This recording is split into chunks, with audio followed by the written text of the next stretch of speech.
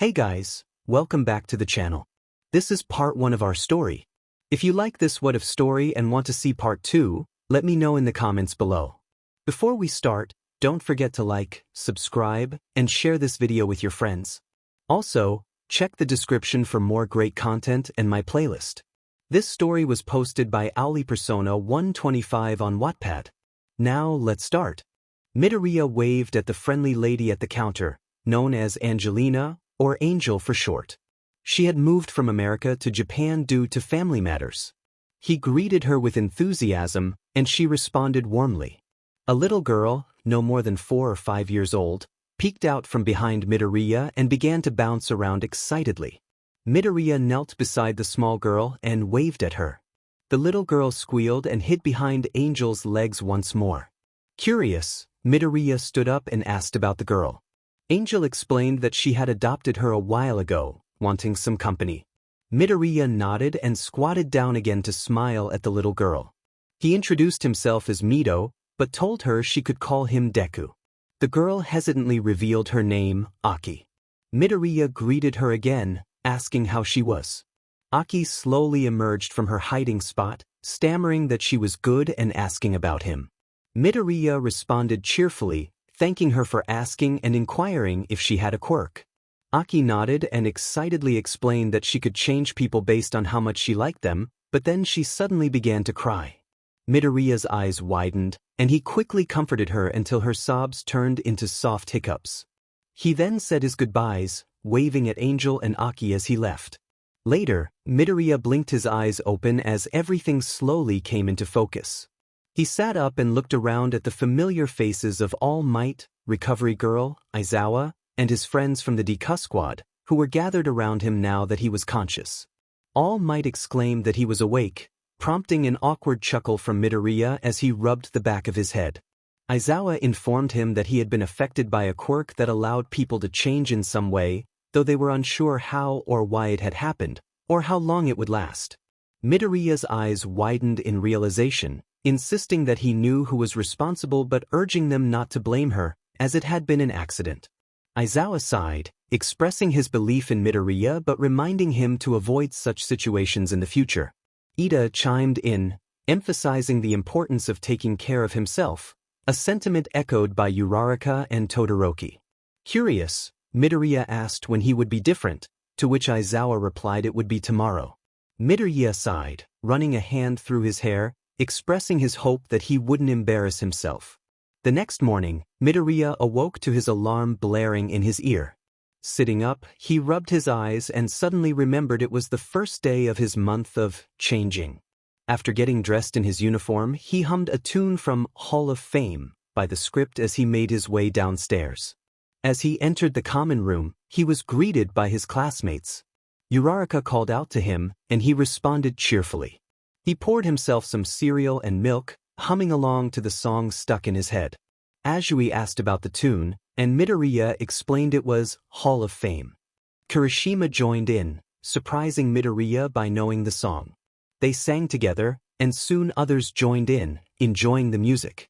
Mina remarked that they weren't so bad, while Kaminari praised their unexpected talent. Jiru smiled, appreciating the nostalgic song, while Mineta daydreamed about being the center of attention, only to be brought back to reality by Azui. After school, Midoriya continued to hum, this time singing Natural by Imagine Dragons, another song from the pre-Quirk era. The lyrics flowed through him as he embraced the rhythm, feeling the energy of the music and the excitement of the day ahead. By the time he stopped singing, he noticed something. When he began the song, he had been walking alone back to the dorms. Now the entire class surrounded him. Hagakure expressed her enthusiasm, urging him to continue. Midoriya chuckled awkwardly, rubbing the back of his neck. Ida encouraged him, saying that a UA student should not be this nervous around others. Midoriya explained that it wasn't that he didn't want to sing, he usually didn't sing at all and didn't particularly enjoy it. Todoroki pointed out that it might be related to his quirk accident, and Midoriya chuckled again, acknowledging that it felt like an urge of sorts.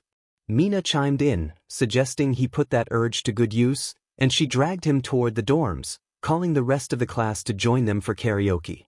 With murmurs of agreement, the class quickened their pace, and Midoriya felt a swell of emotion in his heart, wondering how this had all happened. Here we are. Mina and 𝐀𝐮𝐭𝐡𝐨𝐫 sang in unison as they waved at the karaoke venue. The class of 20 entered, and Bakugo's voice cut through the excitement, questioning why he had to be there. Todoroki asked if he was afraid of singing, which only irritated Bakugo further. 𝗧𝗟𝗘, trying to lighten the mood, asked who would sing first. Kaminari bet that Bakugo wouldn't, prompting Bakugo to snap back, declaring he would go first and demanding the microphone. He grabbed the mic and began to sing, filling the room with his powerful voice. The karaoke place fell silent as everyone listened to Bakugo's performance. Azui commented that it wasn't as bad as she had expected, which led to Bakugo's furious response. Mina, eager to keep the energy up, announced that it was Midoriya's turn next.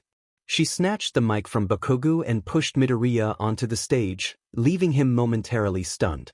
He grumbled but accepted his fate, glancing at the screen and realizing he knew the song. With determination, he began to sing, his voice growing more confident as he embraced the moment. The atmosphere shifted, and the class cheered him on, their excitement palpable as they joined in the fun of the karaoke night. "Great job, Deku!" Uraraka exclaimed, and Midoriya closed his eyes, smiling in response. The class, feeling the warmth of the moment, shared in the joy, even as they thought about how bright it was. The rest of the night was filled with singing, including a surprising performance from Tokoyami, who sang "Teenagers" by My Chemical Romance, and Todoroki, who took on "Stressed Out" by 21 Pilots. Midoriya woke up the next morning with an uncomfortable itch. Groaning, he sat up to scratch, only to discover scales covering his legs. Confused, he threw off the blanket and was met with the sight of a mermaid tail. In shock, he let out a scream. Aoyama, hearing the commotion, opened the door to find Midoriya flopping around, trying to understand his new form. In response, Aoyama let out a high-pitched scream that could rival an opera singer. Soon, the rest of the class rushed to Midoriya's room, with Aoyama standing in the doorway to protect him.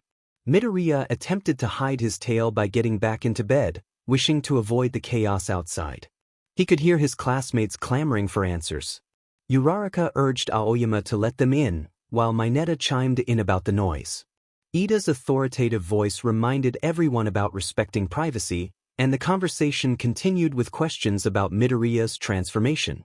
Feeling overwhelmed and irritated by the noise, Midoriya finally told Aoyama to let them in.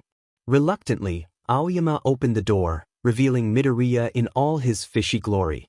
A moment of silence followed, quickly shattered by the excited screams of the girls, who were astonished by Midoriya's transformation. "It's like the Little Mermaid," Todoroki observed, and the boys nodded in agreement. Mina eagerly asked how it felt to be a mermaid, to which Midoriya could only sigh and respond that it felt itchy. Azui suggested that perhaps he needed water, and Midoriya agreed. Momo announced that they would set up an inflatable pool in the common room, and several girls rushed to help her. 𝗧𝗟𝗘 noted that at least it was Saturday, and Midoriya nodded in agreement, relieved that he wouldn't miss schoolwork. Uraraka offered to help him float, trying to suppress her laughter at his predicament. Kirishima and Todoroki carefully carried Midoriya toward the elevator, but soon realized he wouldn't fit. Midoriya suggested pulling in his tail a bit, and they managed to squeeze into the elevator, albeit a little cramped. Meanwhile, Bakugo was visibly agitated, ready to explode with confusion over the situation. When they finally reached the common room, Momo had already set up a large inflatable pool and was preparing water for it. Azui was checking the temperature while 𝐻𝐾𝐿 helped Momo with her apples. Midoriya, eager to get into the water, dove in and immediately felt at home. Kirishima remarked that it might be cramped for Midoriya to stay in the pool all day. Just then, Aizawa entered with Mina, commenting on Midoriya's transformation. Uraraka seized the moment to ask if they could take Midoriya to the outdoor pool, and Aizawa agreed, promising to get them a pass. As the rest of the class arrived, excitement filled the air about the trip to the pool. Midoriya was left alone with Aizawa, who sighed and questioned how Midoriya always found himself in such situations. Midoriya simply shrugged in response. Once outside, Uraraka canceled Midoriya's gravity, pulling him along like a child with a balloon. Although some people stared, Many were unfazed, accustomed to the unusual happenings at 𝐒𝐮𝐬𝐻. When they reached the outdoor pool, Midoriya was relieved and ready to dive in. With a splash, he began swimming, only to realize he had gills, allowing him to breathe underwater. Excited, he tested his quirk and felt the familiar surge of power. Using 5% of One for All, he zipped through the water, moving faster than ever before. Emerging from the water, he found his classmates watching in awe. They marveled at his speed and agility, showering him with compliments. Todoroki, standing at the edge of the pool, mused about Midoriya's possible lineage, prompting an exasperated response from Midoriya. The Baku squad, minus Bakugo, were the first to jump in, followed by the rest of the class. Midoriya swam around them as Bakugo shouted in frustration. 𝐒𝐮𝐬𝐴 challenged him to a race, and Midoriya eagerly accepted. With Ida's countdown, they took off, Midoriya activating his quirk and pulling ahead with impressive speed. Reaching the finish line, 𝐒𝐮𝐬𝐴 soon followed behind Midoriya. He remarked that perhaps a fish was faster than a frog, to which she agreed.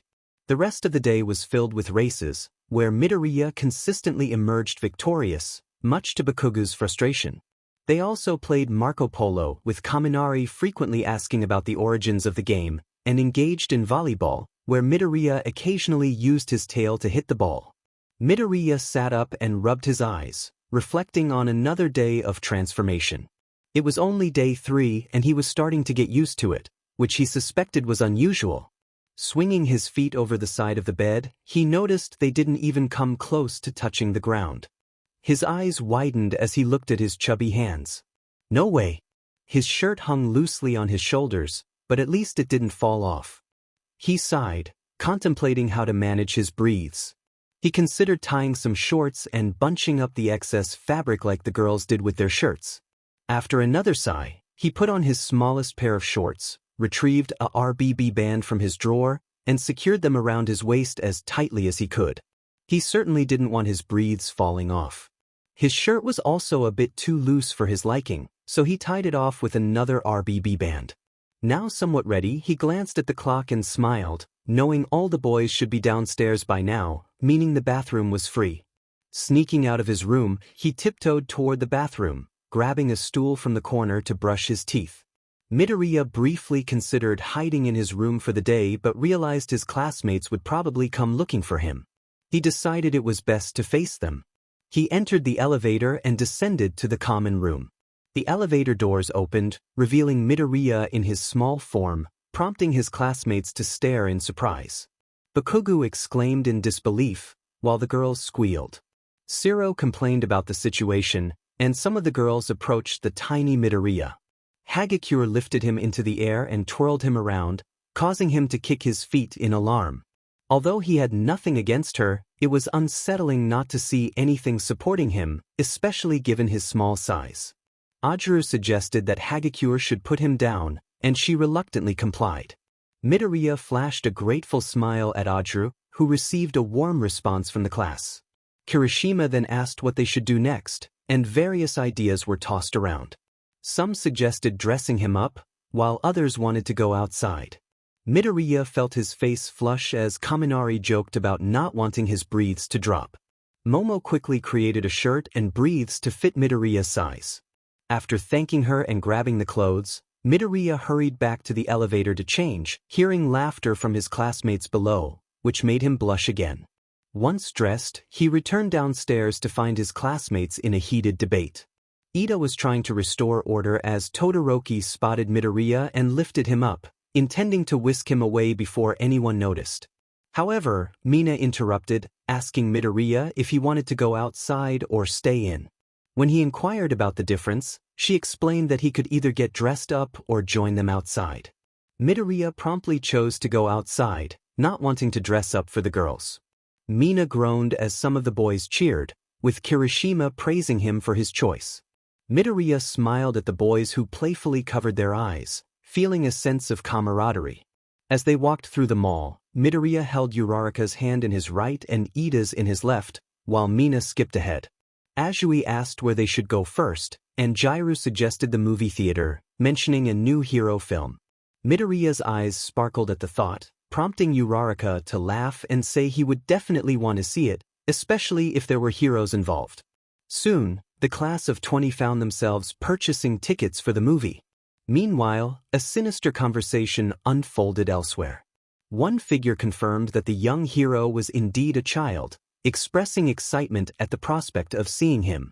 Another, dismissing the enthusiasm, warned against underestimating the boy, as he was the reason their leader was imprisoned. The atmosphere shifted as plans were made to capture the young hero. Later, after the movie, the group exited the theater, discussing the thrilling scenes. Kirishima remarked on the hero's bravery, and Midoriya found himself holding hands with Todoroki and Momo. Just then, Uraraka suddenly cried out as blue flames erupted in the mall, causing chaos as debris fell and citizens screamed in panic. Class 1A sprang into action, using their quirks to help evacuate people and extinguish the flames. Uraraka shouted that she would take Midoriya to safety, while 𝐻𝐿𝐴 used her quirk to assist citizens. Kirishima spotted the villain responsible for the fire, 𝐬𝐵, and charged at him, determined to stop him. 𝐬𝐵 merely smirked, taunting Kirishima before stepping back into a portal and vanishing. Uraraka, confused, asked where Midoriya was, and Momo questioned if she had taken him away. The tension in the air was palpable as they realized the danger was far from over. "My quirk is better for helping with the mess," 𝐻𝐿𝐴 remarked, questioning who had taken Midoriya. Silence enveloped the class as the reality sank in. Midoriya was now in the clutches of the villains. Midoriya regained consciousness in a dark room, recalling the villain attack. He looked down, hoping he hadn't changed colors or anything drastic. To his relief, he discovered he was slightly transparent. Lifting his arm, he swiped at a wall, his hand passing through effortlessly. Curious about his ability, he closed his eyes, focusing on his transparency. When he opened them again, his arm had vanished completely. He searched for the rest of his body, only to find it had also disappeared. With a grin, Midoriya flew through the door that confined him. As he navigated the metal maze of hallways, he realized he could have simply flown through the roof. Looking up, he soared through the floors and ceilings, discovering the base was located in an abandoned church. After noting the address, he swiftly returned to UA. Meanwhile, the class was in turmoil, lamenting how they had allowed Midoriya to be taken. They sat in the common room, feeling disheartened. Uraraka voiced her concern about what might happen if the villains discovered Midoriya's condition, and the atmosphere turned grim. Suddenly, a voice called out, announcing Midoriya's return. The class blinked in disbelief as he materialized in the middle of the dorms, floating in mid-air. Ida, adjusting his glasses, expressed his shock at seeing Midoriya only partially visible. Midoriya, grinning, performed a few loops in the air, explaining that he had escaped by going through the roof. Ajiru sighed, commenting on Midoriya's luck, to which Midoriya shrugged, pondering whether it was fortunate to be hit by the quirk or to have transformed into something that allowed him to escape. Uraraka bounced over, relieved to have him back. Todoroki inquired if Midoriya knew the location of the villain's base, causing Midoriya's eyes to widen as he realized he had forgotten to inform Aizawa-sensei. Without hesitation, he zoomed through the walls toward the school. Aizawa sat in a meeting, his head in his hands, troubled by Midoriya's abduction and the uncertainty of his whereabouts. Just then, Midoriya's head popped through the table, startling everyone. Aizawa recognized him immediately, and Midoriya, now fully visible, announced his ghostly status with enthusiasm. Present Mike stifled a laugh, while Aizawa rolled his eyes at the situation. Nizu inquired if Midoriya had any information about the villain's location. Midoriya explained that while he didn't know the exact address, he had seen them in an abandoned church-like building along a specific street. The information was surprisingly straightforward, prompting Aizawa to instruct Midoriya to return to class and inform them that school was back on. Midoriya nodded and flew back through the floor. Later, as the class walked to school in their uniforms, Kaminari complained about having to attend. Ida insisted on the importance of their studies, prompting Kaminari to groan in response. Uraraka, carrying Midoriya's bag, asked how he planned to manage his work, to which Midoriya suggested he could pick up objects if he concentrated. He demonstrated by attempting to solidify his hand to grasp a pencil, dropping it initially but succeeding on his second try. 𝗬𝗏𝗧𝗏 encouraged him, and they continued to school with the rest of their lively classmates. After class, 𝐀𝐮𝐭𝐡𝐨𝐫 approached Midoriya with a mischievous plan. Midoriya eagerly agreed, excited about the prank they were about to pull. Meanwhile, 𝗀𝐻𝗃 a third-year student with the Quirk permeation, walked down the hallway with his friends 𝐒𝐮𝐻𝗃 and 𝐴𝐻𝗃, who comprised the esteemed Big Three. They encountered 𝐾𝐮𝐭𝐡𝐨𝐫, who introduced himself and asked if they had seen Midoriya. After receiving no leads, Midoriya suddenly appeared, his head poking through the wall, causing a startled reaction from 𝗀𝗃 and his friends. 𝐾𝐮𝐭𝐡𝐨𝐫, unable to contain his laughter, revealed it was a prank. 𝐒𝐮𝐻𝗃 was impressed and curious about how they had pulled it off. 𝗀𝗃, intrigued, learned that Midoriya had been affected by a quirk that transformed him into a ghost for a day, leaving everyone astonished by the unexpected turn of events. It was surprising, right? 𝗀𝗃 started laughing, declaring that it was a great joke that certainly got them in the Halloween spirit. 𝐒𝐮𝐻𝗃 joined in his laughter, though she noted it was still too bright. Midoriya woke up earlier than usual, feeling an emptiness within him. He felt broken, as if there was a space in his heart that should have been filled. He tried to smile, then frown, and even attempted to cry, ultimately concluding that he was emotionless. As he walked into the common room, he expected it to be empty.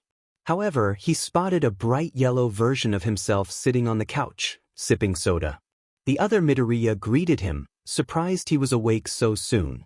Confused, Midoriya asked who this other version was and why he looked like him. The yellow Midoriya explained that he was the happiness part of Midoriya, revealing that he had been split into different emotions and moods. This made more sense to Midoriya, who asked what he should do. Happiness urged him to find the other emotions, warning that losing any of them would mean losing that part of himself. Just then Iida entered, surprised to see two Midoriyas. After a brief explanation, Iida realized they needed to find the other emotions. The urgency of the situation was clear, and they set off to locate them. Midoriya learned there were several other versions of himself: fear, anger, sadness, disgust, and trust. The realization that he had to find 5 more of himself was daunting. Aizawa, their teacher, confirmed that they would be allowed to skip classes to search for Midoriya's emotions. The class divided into 3 groups to search for the missing emotions. Team 1, led by Aizawa, included Happiness Midoriya, the original Midoriya, Todoroki, 𝗬𝗏𝗃, Iida, Aoyama, and Azui. They planned to search the dorms, while the other teams would cover different areas of UA. As they searched the dorms, they spotted Sadness perched on a tree, reluctant to come down. Happiness called out to him, encouraging him to join them. Sadness expressed his feelings of worthlessness, causing concern among the group. 𝗬𝗏𝗃 and Iida reassured him of his value, emphasizing that he was not useless. After some encouragement, Sadness agreed to come down, and Happiness playfully dragged him along. Meanwhile, Bakugou felt uneasy about the emotionless Midoriya, haunted by memories of his past comments. Determined not to let any of Midoriya's emotions slip away, he joined the search. The group discovered Disgust, another version of Midoriya, who critiqued their fashion choices. This sparked a light-hearted exchange among the group, with Mina enjoying Disgust's honesty. They soon found Fear hiding behind Disgust, reluctant to face Bakugou. Disgust reassured Bakugou that Fear had forgiven him, prompting Bakugou to reflect on his past behavior. The team continued their search, determined to bring all of Midoriya's emotions back together. Hagakure sighed, suggesting they should keep going in hopes of finding another Midoriya. 𝗀𝐿 had joined Class 1A about a month or 2 ago and admitted he didn't know them very well. However, he had formed a friendship with Midoriya, who, despite knowing about his quirk, wanted to be friends. 𝗀𝐿 found Midoriya intriguing. Now, here he was, searching for Midoriya's other selves. He hadn't signed up for this. Suddenly, he heard explosions. Ajiru wondered if it was Bakugou, but Momo shook her head, saying the explosions sounded different, more like falling rocks. As they entered the gym, they spotted a furious red Midoriya smashing the concrete pillars with his quirk. Sato recognized him as Anger, and 𝗀𝐿 couldn't help but think, "No kidding," as he observed the enraged Midoriya. 𝗀𝐿 called out to Midoriya, who responded with a simple "What?" 𝗀𝐿 seized the opportunity. He instructed Midoriya to come over, and once he did, 𝗀𝐿 released him from his brainwashing. Midoriya expressed his frustration, eager to unleash some anger. He explained that Bakugo was a JRK, and he wanted to hit something, imagining he was striking Bakugo just as he had been bullied. 𝗀𝐿 questioned the effectiveness of that approach, suggesting that if the cement were a person, Midoriya would be no better than Bakugo. Anger reluctantly agreed to go with them but insisted they owed him a spar, promising not to go as hard as Bakugo. 𝗀𝐿 smiled, appreciating the complexity of Midoriya's character. It was comforting to know he was human too. After 30 minutes, everyone reconvened at the dorms. Fear asked if anyone had found trust, but the room fell silent. Just then, Aizawa's phone rang.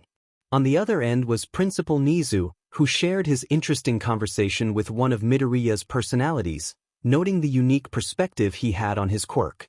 Aizawa felt a headache coming on. As he lay in bed, he sighed and smiled, reflecting on the challenge of managing multiple personalities. Sadness often spoke of death, anger picked fights with Bakugo, and disgust engaged in fashion debates, a concept Midoriya didn't even grasp. Sitting up, Aizawa felt an unusual sensation on his head. Midoriya reached up and touched something unfamiliar. He almost yelped but managed to stifle it. Throwing off his blanket, he looked at his feet, realizing they wouldn't fit in his shoes. As he felt around again, he discovered two odd protrusions. Then it dawned on him, he had bunny ears. Groaning, he struggled to put on his uniform, especially with his breathes. He sighed, knowing this would be a challenge. Opening the door, he immediately spotted Tokoyami. Tokoyami greeted him and inquired if he was aware of his new ears. Midoriya sighed in response, and Tokoyami offered a sympathetic smile, wishing him good luck. Midoriya appreciated the sentiment, knowing he would need it. As they made their way to the common room, most of the class was having breakfast. Momo noted that Midoriya had been waking up later than usual, but her words trailed off when she saw him, and everyone stared. Chaos erupted. Uraraka exclaimed how cute he looked, patting the top of his head, while Hagakure and Mina enthusiastically agreed. Todoroki placed a hand on Midoriya's shoulder, expressing his pity, which didn't help Midoriya feel any better. The teachers didn't make things easier either. Midnight remarked on how adorable he was, patting his head and making him blush. Present Mike burst into the classroom, exclaiming how cute Midoriya looked as a bunny, causing him to bury his face in his hands. Midoriya felt happiest during hero training. They donned their suits, which barely fit him, and gathered in the gymnasium to practice their moves. Excited for the first time in a while, he thought of Maruko, the number 5 pro hero known for her powerful kicks. When Midoriya activated One for All and executed a sidekick against a concrete pillar, the impact shattered it into pieces. The loud noise drew the attention of his classmates, who were in awe of the destruction. Kaminari whispered to Mina that he would never annoy Midoriya again, while Kirishima shouted in admiration, prompting Bakugo to yell at him to be quiet, peppered with exclamations. Kirishima asked Midoriya if he could try a similar move, and Midoriya hesitantly agreed, deciding to use half his power to ensure they both improved. The two moved to an empty area, and Midoriya powered up once more. Kirishima encouraged him to give it his best shot, using his super move, Red Riot Unbreakable. Midoriya kicked, and some classmates watched, while others returned to their training. Midoriya smiled as he engaged with Kirishima, determined to protect everyone with his strength, all while maintaining his cheerful demeanor. As they walked back to the dorms after school, Kirishima remarked on Midoriya's impressive kick, acknowledging his manly strength. It honestly surprised Midoriya how hard he could kick. He nodded, and an unlikely voice chimed in. 𝗀𝐿 pointed out that it was likely due to Midoriya being a rabbit, which made Kirishima nod in understanding. Mina, filled with excitement, lunged toward Midoriya's hair. Midoriya was startled when Ida yelled at his door, urging him to come out. Midoriya insisted he wanted to stay inside and just eat dinner there. 𝗧𝗟, standing beside Ida, commented on Midoriya's desperation, while Ida pressed on, not understanding why Midoriya was so reluctant. Kaminari sighed, suggesting Ida just give Midoriya the food since he wasn't going to come out anyway. Ida relented, and when Midoriya opened the door to take the plate, he thanked Ida with a bright smile before closing the door again. Midoriya woke up with a series of sneezes, unaware of the commotion outside until he heard Aoyama's loud exclamation. As he quickly dressed, Tokoyami and 𝗫𝐿 had already rushed out to see what was happening. 𝗫𝐿 asked Aoyama what was going on, and Aoyama pointed to something that left 𝗫𝐿 bewildered. Tokoyami remarked that it was certainly not normal, and Midoriya sneezed again, causing the plants outside to grow even taller. When he finally made it to Aoyama's window, he was astonished to see the sunflowers they had planted earlier reaching almost to the 3rd floor. Aoyama greeted him enthusiastically, while 𝗫𝐿 crossed his arms, questioning if Midoriya was responsible for this sudden growth. Midoriya sheepishly admitted he might be, and the others exchanged glances. 𝗫𝐿 sighed, urging them to hurry so they wouldn't be late for class. As they rode the elevator down, Kaminari noticed the sunflowers had grown right below Ida's window, commenting on how much taller they had become. Once they reached the classroom, the class turned their attention to Midoriya. When they saw him looking normal, they returned to their activities. 𝗫𝐿 remarked that Midoriya was less interesting now, while Aoyama insisted no one could outshine his sparkle. Midoriya warned the class that if they noticed any unusual plant growth, it was likely due to him. However, Midoriya quickly realized that today was anything but normal. He felt more noticeable than when he had been a mermaid. Sneezing again, he looked down at the grass around him, which had grown significantly due to his quirk. It was now practically a wall of plants everywhere he walked, and he felt embarrassed about the situation. Uraraka tried to comfort him, but it did little to ease his worries. During class, Midoriya sneezed quietly, unaware that the grass patch beneath the Class 1A window had grown slightly. As the sneezes continued, Bakugo finally lost his temper, yelling at Midoriya to be quiet.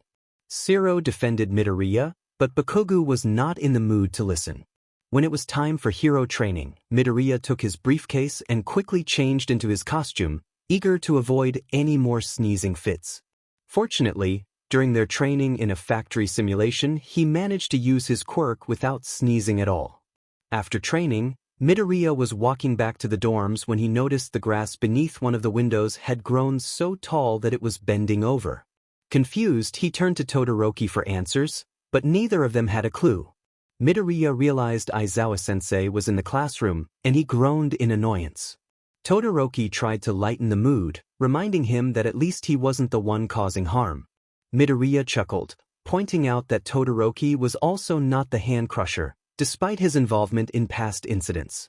Their banter continued, with Midoriya insisting that just because they were present didn't mean they were to blame.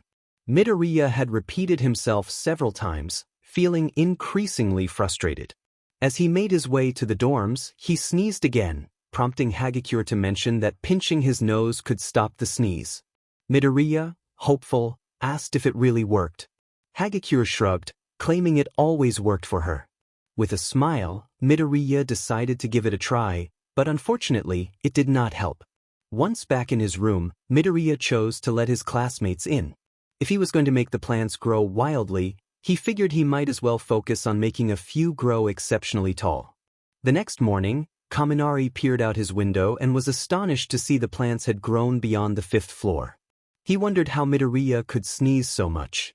Midoriya groaned as he rolled onto his stomach to check the alarm clock. It was then he realized the implications of his quirk. Panic set in, and he let out a startled yell. Sitting up, he felt his hair, relieved that it hadn't changed, but he could tell his body had undergone some transformations. A blush crept onto his cheeks. Shinsu's voice called through the door, asking if he was all right. Midoriya hesitantly requested 𝗫𝐿 to fetch one of the girls. After a brief silence, 𝗫𝐿 questioned why he needed them. Midoriya explained he needed assistance with something he didn't want the boys to see. 𝗫𝐿 guessed correctly, and after a moment, agreed to help, warning Midoriya that he might regret it. As 𝗫𝐿 walked away, Midoriya quickly put on his regular school breathes over his boxers and considered his shirt. It would have to do. A knock interrupted his thoughts, and Momo entered with 𝗬𝗧𝗃, both eager to help. Upon seeing Midoriya, they were taken aback by his transformation. 𝗬𝗧𝗃 covered her mouth in surprise, while Momo quickly assessed the situation.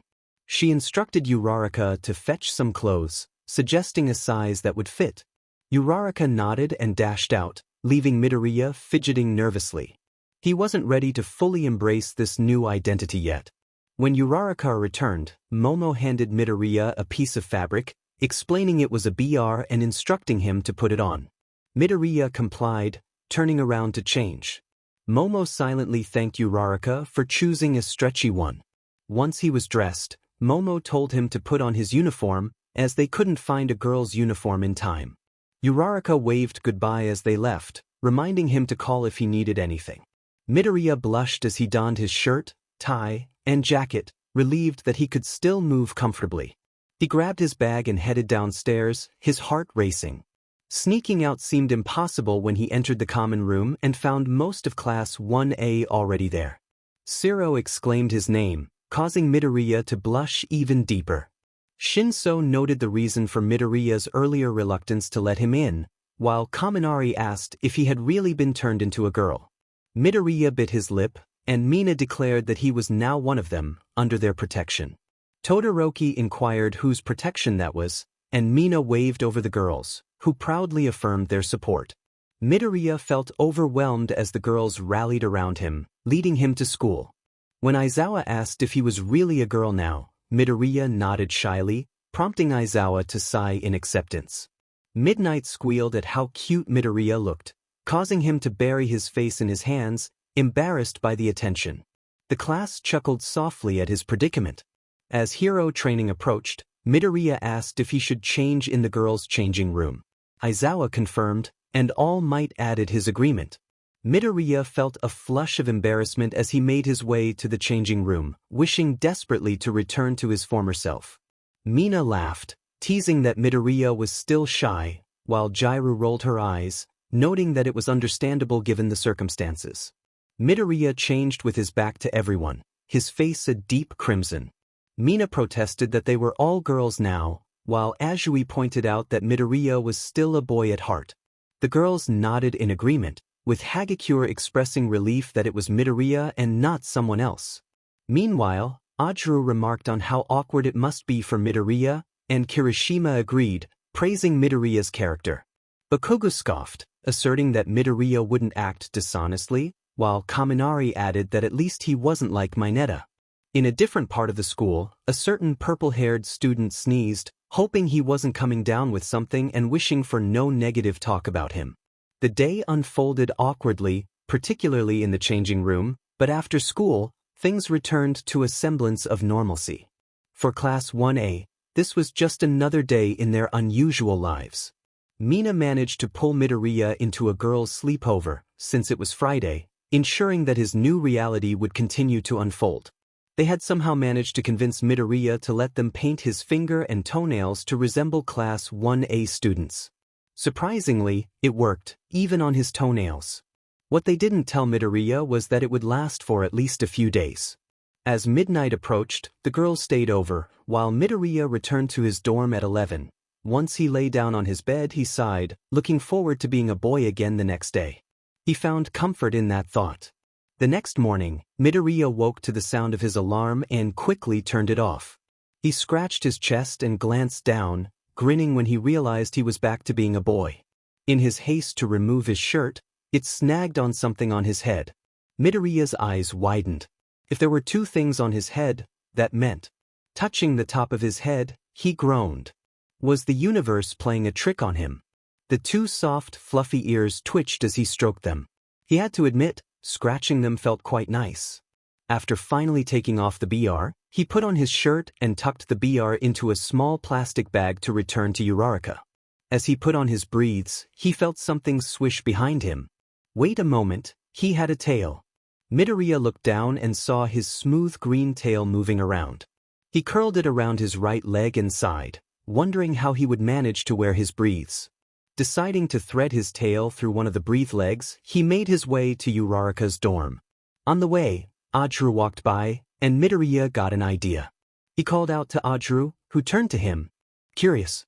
Midoriya shuffled his feet, asking how one puts on breathes with a tail. 𝐻𝐼𝐻, surprised, confirmed that he had special breathes for that very reason.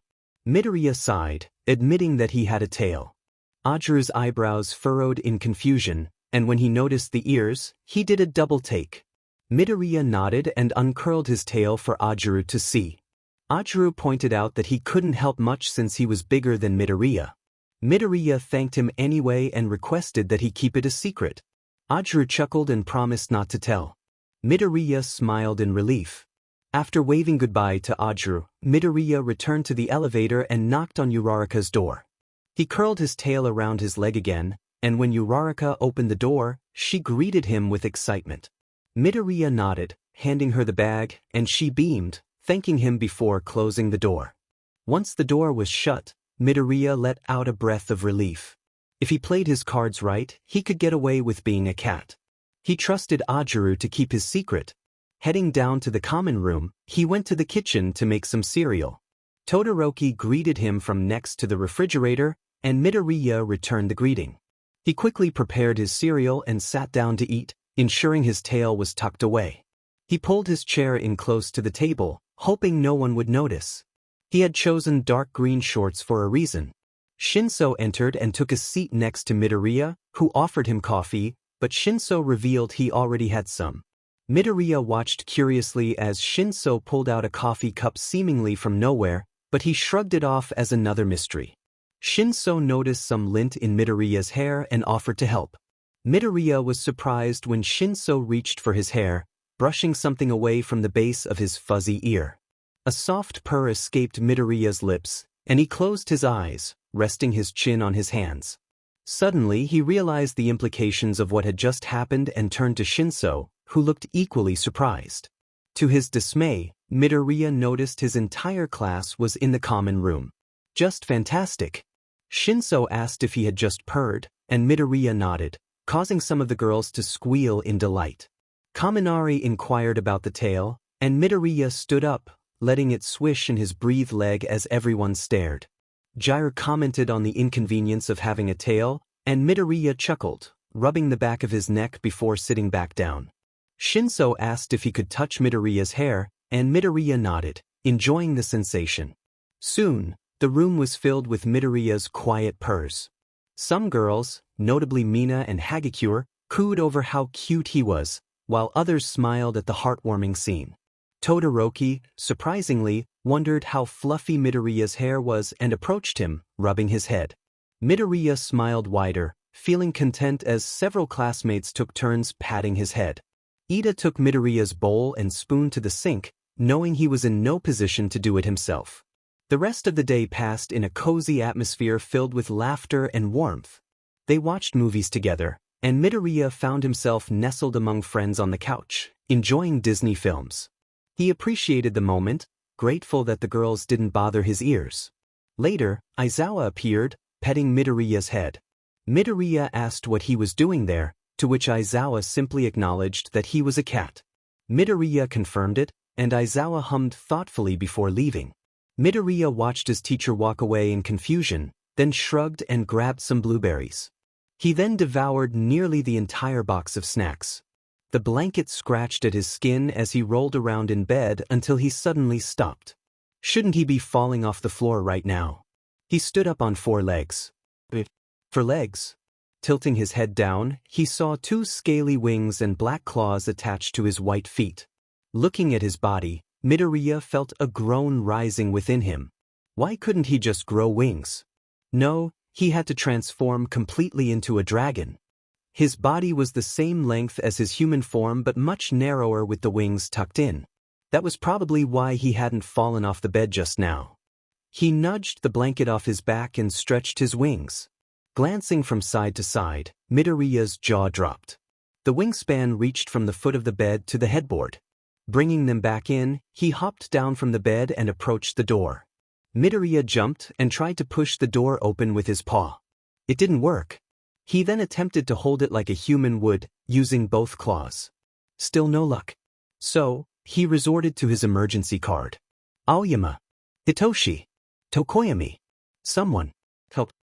He heard some bumps and noises from outside his door and stepped back as the footsteps grew louder. "Monami, are you good?" 𝐻𝐿𝐴𝐵 exclaimed as he opened the door, looking down to see scaly Midoriya. 𝗀𝗟𝐸 and 𝗏𝐾𝐽𝐴 followed closely behind. "What's going on?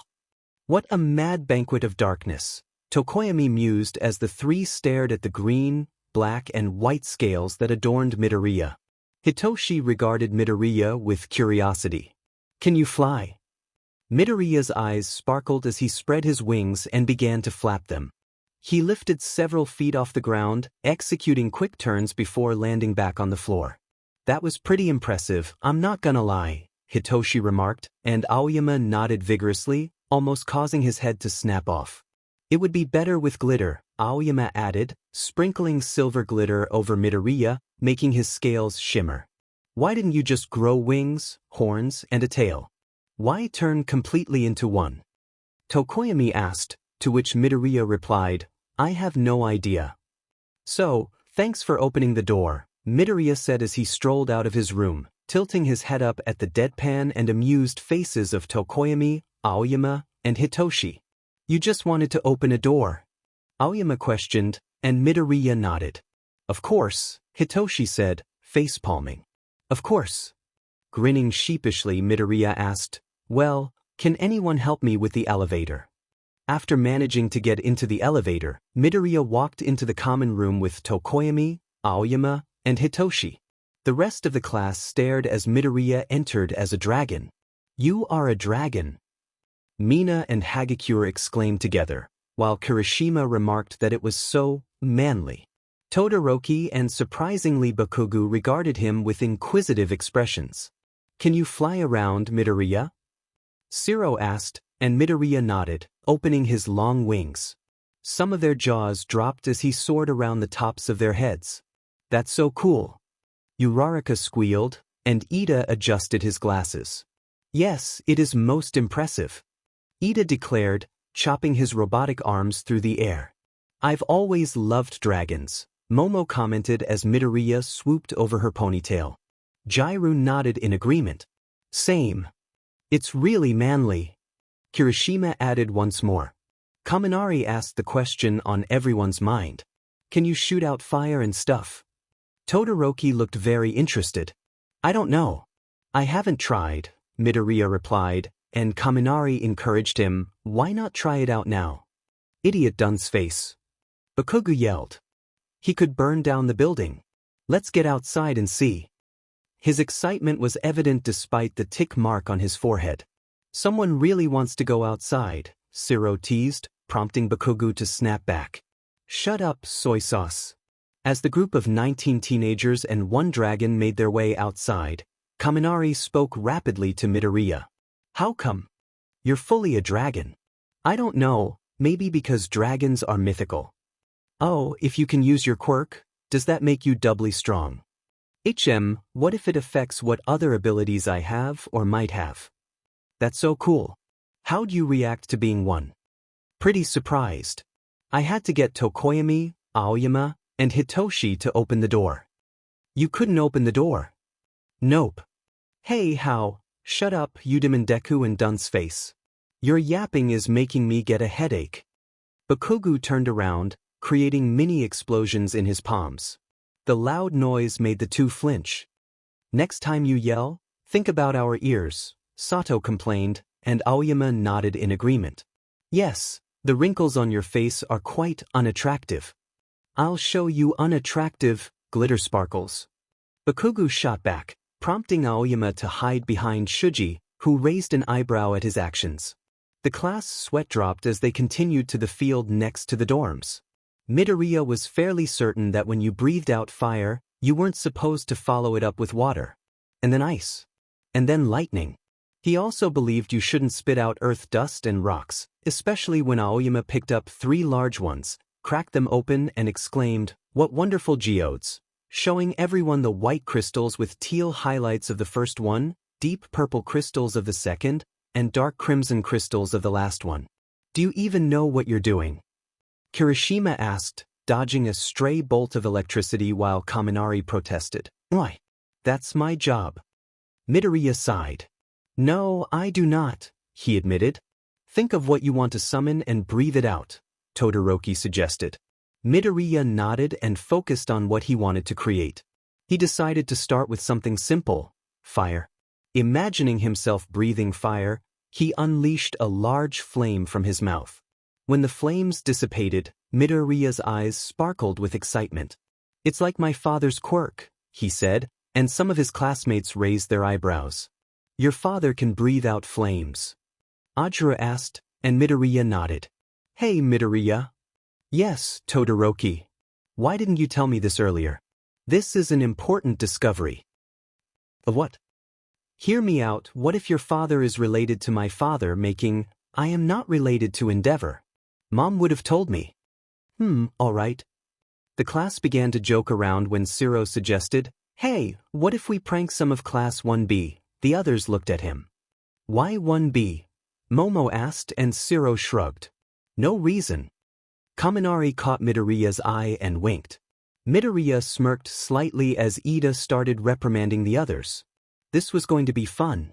𝗧𝗓𝗧 shrieked in surprise as Kendo tried to shoo away a tiny dragon.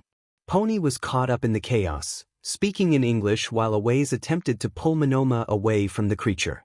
𝐒𝐻𝐿 firmly told Monoma not to turn into a dragon as he dragged the now unconscious boy away. Midoriya just wanted to get through the day, having only woken up 5 minutes earlier. He felt a strange urge to find a crystal ball or something reflective. Looking around his room, he found nothing. He stepped outside to head to the bathroom and, while looking into the water, noticed something unusual. Leaning in closer, he saw Todoroki trying to convince Shuji that he was 𝗏𝗏𝗏's secret love child. Midoriya blinked, and the strange image vanished. Shrugging it off, he returned to brushing his teeth, still feeling uneasy about the vision. As he went downstairs, Midoriya was greeted by a peculiar sight. He blinked in disbelief, rubbing his eyes to ensure he wasn't dreaming. Todoroki was there with his conspiracy theory notebook, trying to convince Shuji of the same wild claim he had just seen in the sink.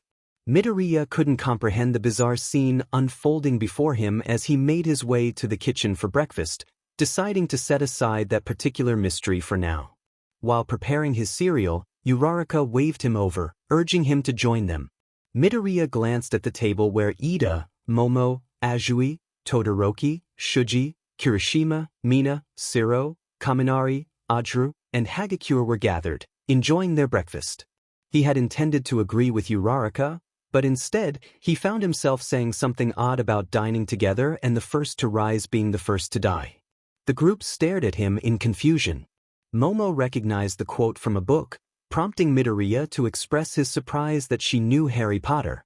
As they continued their breakfast, Midoriya quickly finished his cereal and tapped Kaminari on the shoulder, urging him to hurry or risk being late.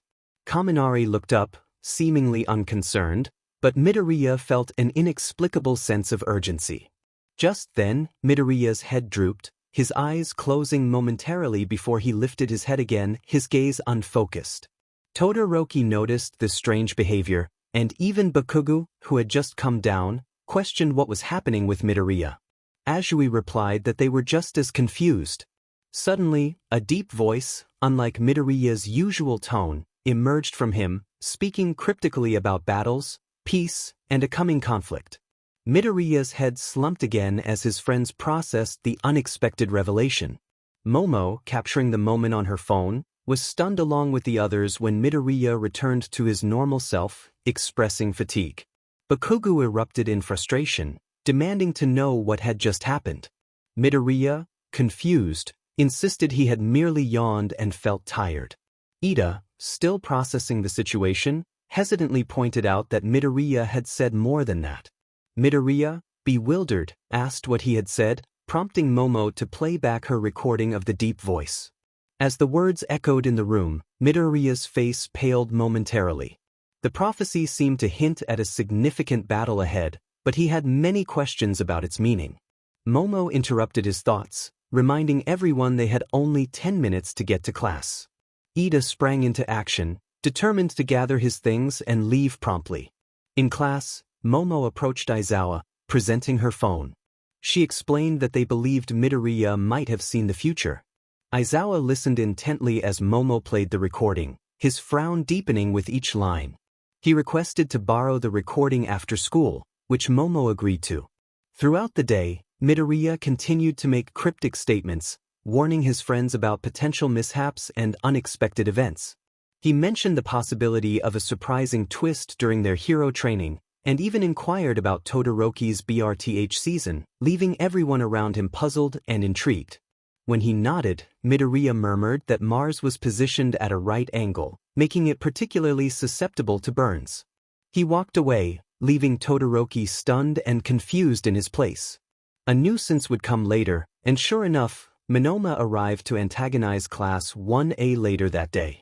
During Midoriya's training, Mina asked if anyone else found him strange, and everyone either shrugged or nodded.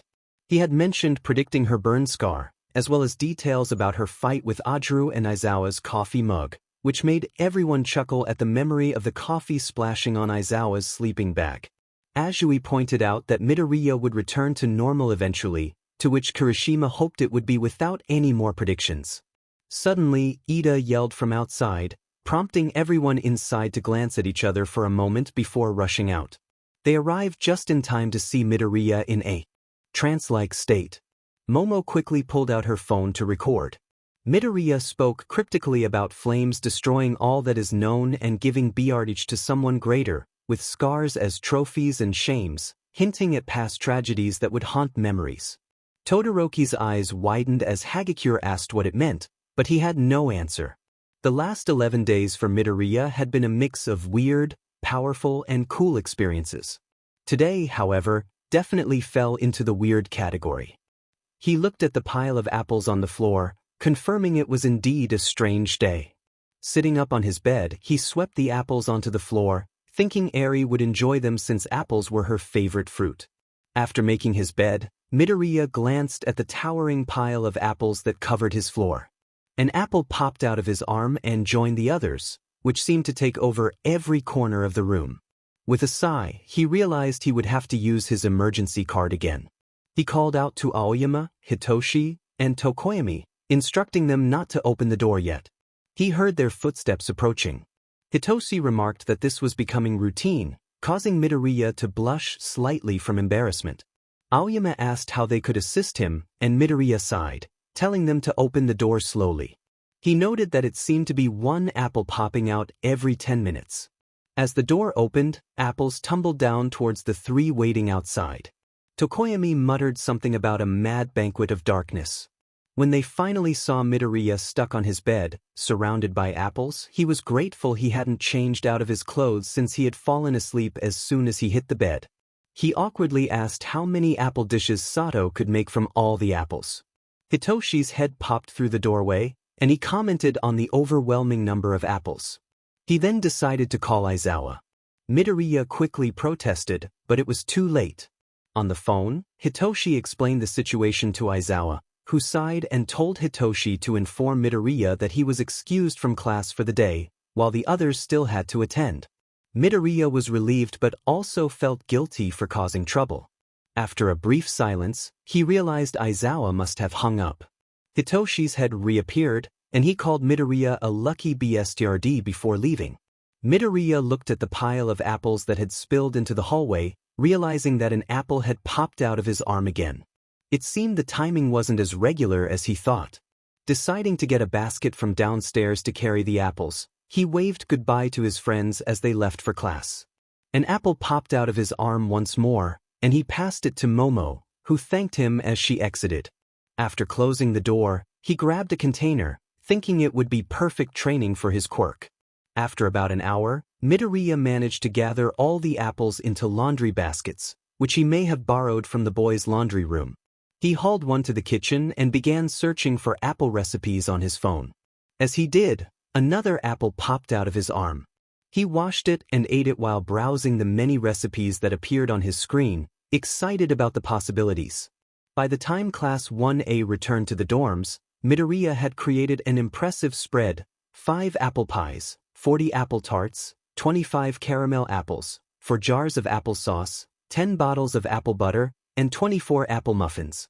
Baskets of apples still surrounded him as he organized the dishes in the kitchen. Flour was scattered in his hair, pots and pans filled the sink, and he looked as messy as a baker could be, but at least the floor was clear of baking debris, only apples remained. When his classmates entered, they were met with shocked expressions. Midoriya greeted them enthusiastically, mentioning that he had called Eri and Mirio-senpai to see if they wanted to come over. Midoriya thought it would be a great idea to have an apple festival, especially since he had so many apples. An apple rolled out of his arm, emphasizing the abundance around them. Kaminari looked around and asked if Midoriya had eaten lunch. Midoriya tilted his head and wondered if apples counted as a meal, prompting some people to facepalm. Ida waved his arms, insisting that Midoriya needed more than just apples to get the necessary nutrients. With a shrug, Midoriya heard a ding from the oven. He opened it to reveal more apple muffins. 𝗧𝗟𝗘 marveled at the amount of food Midoriya had prepared, to which Midoriya explained his multitasking technique. While pies were baking, he had made apple butter and sauce, and when the muffins and tarts were at the same temperature, he baked them together, taking the tarts out earlier. As they were marveling at his culinary skills, the doorbell rang. Midoriya rushed to answer it, revealing Eri's adorable face. She giggled, noticing the flour on him, and he greeted her warmly. Mirio appeared behind her, and they exchanged friendly hellos. Eri cheered for the apples as Midoriya led her to the dinner table, presenting her with a caramel apple. They had enough apple treats to last for days, and Midoriya had only used half of the apples. The rest were given to Eri, Koda, and Sato, who decided to join him in baking from then on. That night, Midoriya couldn't sleep. He sat up and glanced at the clock, realizing he was awake 5 minutes earlier than usual. After turning off the alarm, he got dressed and headed to brush his teeth, waving at several people along the way, though they didn't respond. Concerned, he shrugged it off, thinking maybe his voice wasn't working that day. After brushing his teeth, he returned to his room to put on his uniform. Checking the clock again, he wondered why it was so quiet. Once dressed, he gathered his school supplies and bag, then took the elevator down to the common room, where everyone was bustling about, their mouths moving but no sounds coming out. Confused, he addressed his classmates, realizing he wasn't making any sounds himself. Bakugo approached and set off a series of explosions beside him, but Midoriya remained oblivious, still mumbling. Bakugo turned to the others and declared that Midoriya was deaf. Midoriya felt a tap on his shoulder and looked up to see Uraraka waving at him, along with the rest of his friends. He tried to ask what was happening, but no sound came out. Kaminari held up a piece of paper, and Midoriya's heart sank as he realized something was wrong with him, not with his classmates. The world around him was silent, and he walked to his classroom without a sound. He hated the silence, the way his classmates had to explain things to Aizawa, and the pity he felt from others. He didn't want to be seen as fragile. It was amusing, in a way, how his thoughts mirrored Bakugo's. As he worked on his worksheet, he occasionally glanced around the classroom, appreciating the quiet while tackling his assignments. For once, he found solace in the silence, enjoying the peace it brought. However, lunchtime was a different story. Uraraka, Ida, Azui, and Todoroki surrounded him in the halls like protective bodyguards. Midoriya noticed them react to something, and he turned to see Monoma swaggering toward them, hands on his hips. He tried to lip-read Monoma's words, catching phrases like Class 1A, useless, beat, and win. Monoma was clearly trying to provoke them. As tensions rose, Kendo intervened, swiftly putting Monoma in his place. Midoriya let out a sigh of relief, turning to his friends and asking what had just happened. Even though he couldn't hear his own voice. Ida quickly wrote a note explaining that Monoma had just been trying to provoke them, reassuring Midoriya not to worry. Though he appreciated their concern, he felt a moment of frustration. But he knew he would be okay. Azui waved the others over, and they continued walking together. They were his friends, and their support meant everything even if he couldn't hear it. Azui watched Midoriya happily enjoying his katsudon, knowing it was his favorite. Uraraka expressed her concern about how he was coping, and Ida confidently declared that Midoriya would be fine. Todoroki nodded in agreement. Azui remarked on the frustration of not being able to hear, which dampened their mood slightly. But Midoriya remained blissfully unaware, focused on his meal. 𝗬𝗏𝗧𝗟 suggested they stay positive, not wanting to worry him. They all agreed, knowing that Midoriya had always been there for them. It was time for them to return the favor as true friends would do. He was starting to miss his hearing even more. Midoriya observed his chatting friends and felt a longing to join in, a stark contrast to the fear he would have felt just a year ago. He glanced at his hands and stood up to prepare a snack when 𝗏𝐻𝐻 entered the kitchen. Midoriya tilted his head in confusion as 𝗏𝐻𝐻 communicated using sign language. 𝗏𝐻𝐻 seemed to sigh and reached for a piece of paper. It must be awful to not have hearing, the note conveyed. Midoriya nodded in response, and 𝗏𝐻𝐻 offered a small, sad smile. It felt like losing one's voice entirely, leaving him isolated. 𝗏𝐻𝐻's sad smile deepened, prompting Midoriya to embrace him. 𝗏𝐻𝐻 understood. Midoriya hadn't realized he was trembling until 𝗏𝐻𝐻 placed his hands on his shoulders, this time with a brighter smile. "You've got us," the paper read. Midoriya nodded, wiping away any tears that threatened to fall. Returning to where everyone else was gathered, he hugged each of them, and they returned the gesture. Midoriya no longer felt lonely. Even if he lost his hearing, even if he lost his voice, even if he lost everything, he knew he wouldn't lose them. That was a promise. They decided to watch a few Disney movies that had subtitles, enjoying the time together. Midoriya sensed that something was off as he attempted to sit up in his bed. The key word was attempted. He felt an unusual chill, even though he was wrapped in several blankets. Glancing at the clock, he noted it was the time he usually woke up, yet it remained silent. With a shrug, he turned it off using his tail. Yes, he had a tail but no limbs. He also had green scales adorned with white markings on his body. In fact, Midoriya was a snake. He recalled reading that snakes couldn't hear but could sense vibrations with their lower jaw, though the details were hazy. Slithering onto the floor, he eyed the door that blocked his way and then the gap beneath it. He mentally sighed, realizing he was too large to fit through. To make matters worse, 𝗏𝐻𝐻 wasn't on this floor. Suddenly, he felt the vibrations of approaching footsteps, and his eyes sparkled with hope. Even though he couldn't discern who it was or what they were saying, he remained optimistic. The door swung open to reveal Hitoshi, who looked down at the snake on the floor. After a moment of silent staring, Hitoshi appeared to panic. More footsteps followed as 𝐴Oyama and Tokoyami arrived.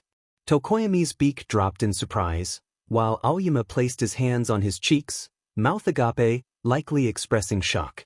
Midoriya concluded that 𝐴Oyama must be screaming. The four of them remained in that moment until Hitoshi moved away, leaving Midoriya with Tokoyami and 𝐴Oyama. Tokoyami sighed and extended an arm toward Midoriya. In response, Midoriya quickly coiled around Tokoyami's neck, wrapping his tail around him for support. Tokoyami raised his hand, allowing Midoriya to rest his head on it. 𝐴Oyama pointed at Midoriya and then at Tokoyami, leading to a calming response from Tokoyami that seemed to ease 𝐴Oyama's concerns. Midoriya watched their interaction, puzzled. The elevator behind 𝐴Oyama opened, revealing Hitoshi, 𝗏𝐻𝐻, and surprisingly, Aizawa. After all, his student had been transformed into a snake. 𝗏𝐻𝐻 looked at Midoriya and whispered, "Hello, Midoriya. Nod if you can understand me." Midoriya eagerly lifted his head and nodded. Finally, someone he could understand. 𝗏𝐻𝐻 was his savior. 𝗏𝐻𝐻 held out a medium-sized mouse, encased in ice, explaining that it had recently died, which upset him, but insisted that Midoriya needed to eat. Midoriya looked up at 𝗏𝐻𝐻's face as he continued, "After this, you won't have to eat for the rest of the day." That sounded promising. Midoriya poked the mouse with his snout, then opened his jaw wide to consume it whole. He closed his mouth, feeling the unusual sensation of digestion, but it wasn't unpleasant. Perhaps it was just his snake instincts. Aizawa appeared to communicate something to Tokoyami, Hitoshi, and 𝐴Oyama. 𝗏𝐻𝐻 translated, "Tokoyami's going to carry you, and Hitoshi, 𝐴Oyama, and I will help take care of you." Midoriya bobbed his head in agreement. 𝗏𝐻𝐻 added, "He is going to introduce Dark Shadow now." Dark Shadow emerged from Tokoyami, curious about Midoriya. Dark Shadow turned to the others for clarification, and Aizawa responded, though Midoriya suspected Dark Shadow was asking if he could keep Midoriya. 𝐻𝐮𝐬𝐴 firmly declined, reminding them that the snake was indeed Midoriya. The group of 5, 6 if counting Midoriya, descended the stairs, drawing the attention of their classmates, who stared at the 4-foot-long snake coiled around 𝗏𝐻𝐻𝐼's neck. 𝐻𝐻𝐴 said something, and the class nodded in various ways, whether eagerly, nonchalantly, or politely. At least none of them seemed frightened of snakes. Midoriya's closest friends approached him, asking 𝗏𝐻𝐴 questions, to which he responded with nods or shakes of his head. 𝐻𝐻𝐴 then spoke again, likely mentioning school, as everyone began gathering their bags and heading out. 𝗏𝐻𝐴, Hitoshi, Aoyama, and 𝗏𝐻𝐴 followed suit. As they walked out of the dorms, Midoriya remained wrapped around 𝗏𝐻𝐴's neck. 𝗏𝐻𝐴 felt comfortable with Midoriya there. He was quite light. However, it was unusual to see the other students looking at him in various ways, some eagerly, some indifferent, and others with expressions of sheer disbelief. As they approached their classroom, Monoma appeared, and 𝗏𝐻𝐴 felt a twinge of annoyance. Monoma's antics were often tiresome, and this time, he seemed to be up to his usual teasing until he spotted 𝗏𝐻𝐴. His gaze dropped to Midoriya, who lifted his head. Monoma's eyes widened, and he exclaimed that Class 1A better not come near Class 1B to infect them before sprinting away, Kendo trailing behind. Class 1A blinked in surprise before Azui remarked on Monoma's apparent fear of snakes. Kirishima agreed and Kaminari grinned. Siro asked if anyone had captured the moment on camera, to which Mina excitedly replied that she had. Ida, looking scandalized, began to lecture about the importance of consent for taking pictures or videos. Todoroki clarified that he meant Monoma, prompting an "oh" from Mina, Siro, and Kaminari. Uraraka cheerfully reminded everyone to hurry to class before 𝐻𝐴 became upset. During lessons, Midoriya hung around 𝗏𝐻𝐴's neck, startling Present Mike when he entered the room. Present Mike shouted in surprise, causing laughter among the students, while 𝐻𝐴 quickly intervened to restore order. 𝗏𝐻𝐴 found the situation amusing. When they entered the lunchroom, Midoriya unintentionally unsettled many students, who looked at him with a mix of curiosity and unease. To alleviate the tension, Class 1A decided to sit around 𝗏𝐻𝐴, who sighed, feeling the weight of their attention. He found himself in the midst of a group of 20 people, pondering what he was doing with his life. By the time they finished school, 𝗏𝐻𝐴 felt a sense of pride in how accustomed he had become to the stares and sideways glances he received. Once Class 1A reached their dorms, they began to engage with Midoriya, which he found acceptable. They settled in for the 3rd consecutive night of watching Disney movies. Midoriya awoke to the sound of a bird colliding with his window. He jumped up as the bird fell away and took flight. He understood that birds often couldn't see glass, but when multiple birds did the same thing, it felt like more than mere coincidence. He decided against opening the window. He preferred to avoid a day filled with bird-related mishaps. Strange occurrences continued to unfold around him. His belongings frequently tumbled from the shelves, his uniform seemed to vanish and reappear, and his shoes were mysteriously misplaced. His phone was dead, and he would need to ask Kaminari to charge it later. As he exited his room, he stubbed his toe on the doorframe. The lights flickered on and off, adding to the unsettling atmosphere. Now, the trouble-preventing trio, Aoyama, Hitoshi, and 𝗏𝐻𝐴, surrounded Midoriya as they entered the elevator. It quickly became apparent that the elevator was a poor choice. No sooner had they pressed the button to close the door than the elevator malfunctioned, leaving them trapped inside. 𝗏𝐻𝐴 questioned whether the situation was somehow Midoriya's fault.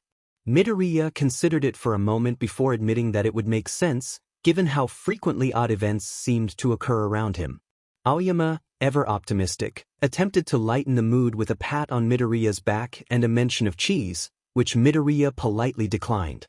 Midoriya then suggested they call for help, realizing they all had their bags and one of them must have a working phone. Unfortunately, when they checked, 𝗏𝐻𝐴 discovered that his phone was uncharged due to a loose connection. Hitoshi revealed that his phone had no signal, and Aoyama's phone was also out of battery. As the elevator groaned ominously, Midoriya's anxiety grew. Suddenly, the elevator began to plummet. The 4 of them reacted with startled cries as they descended rapidly, crashing to the common room level. Midoriya held his head in disbelief, while Aoyama looked pale and Hitoshi's hair was disheveled. 𝗀𝐻𝐼 muttered about the madness of their situation as the elevator doors opened with a ding. If this were a television show, it would be the moment for laughter, but they were still reeling from the experience of falling 3 stories. The sensation of free-falling had felt like an eternity, even though it lasted only a few seconds. It was, in short, a terrifying ordeal. Hitoshi weakly blamed Midoriya for the chaos, prompting Midoriya to bow and apologize profusely. Aoyama, feeling unwell, rushed to the kitchen trash can. Midoriya winced at the sight, feeling sympathy for his friend.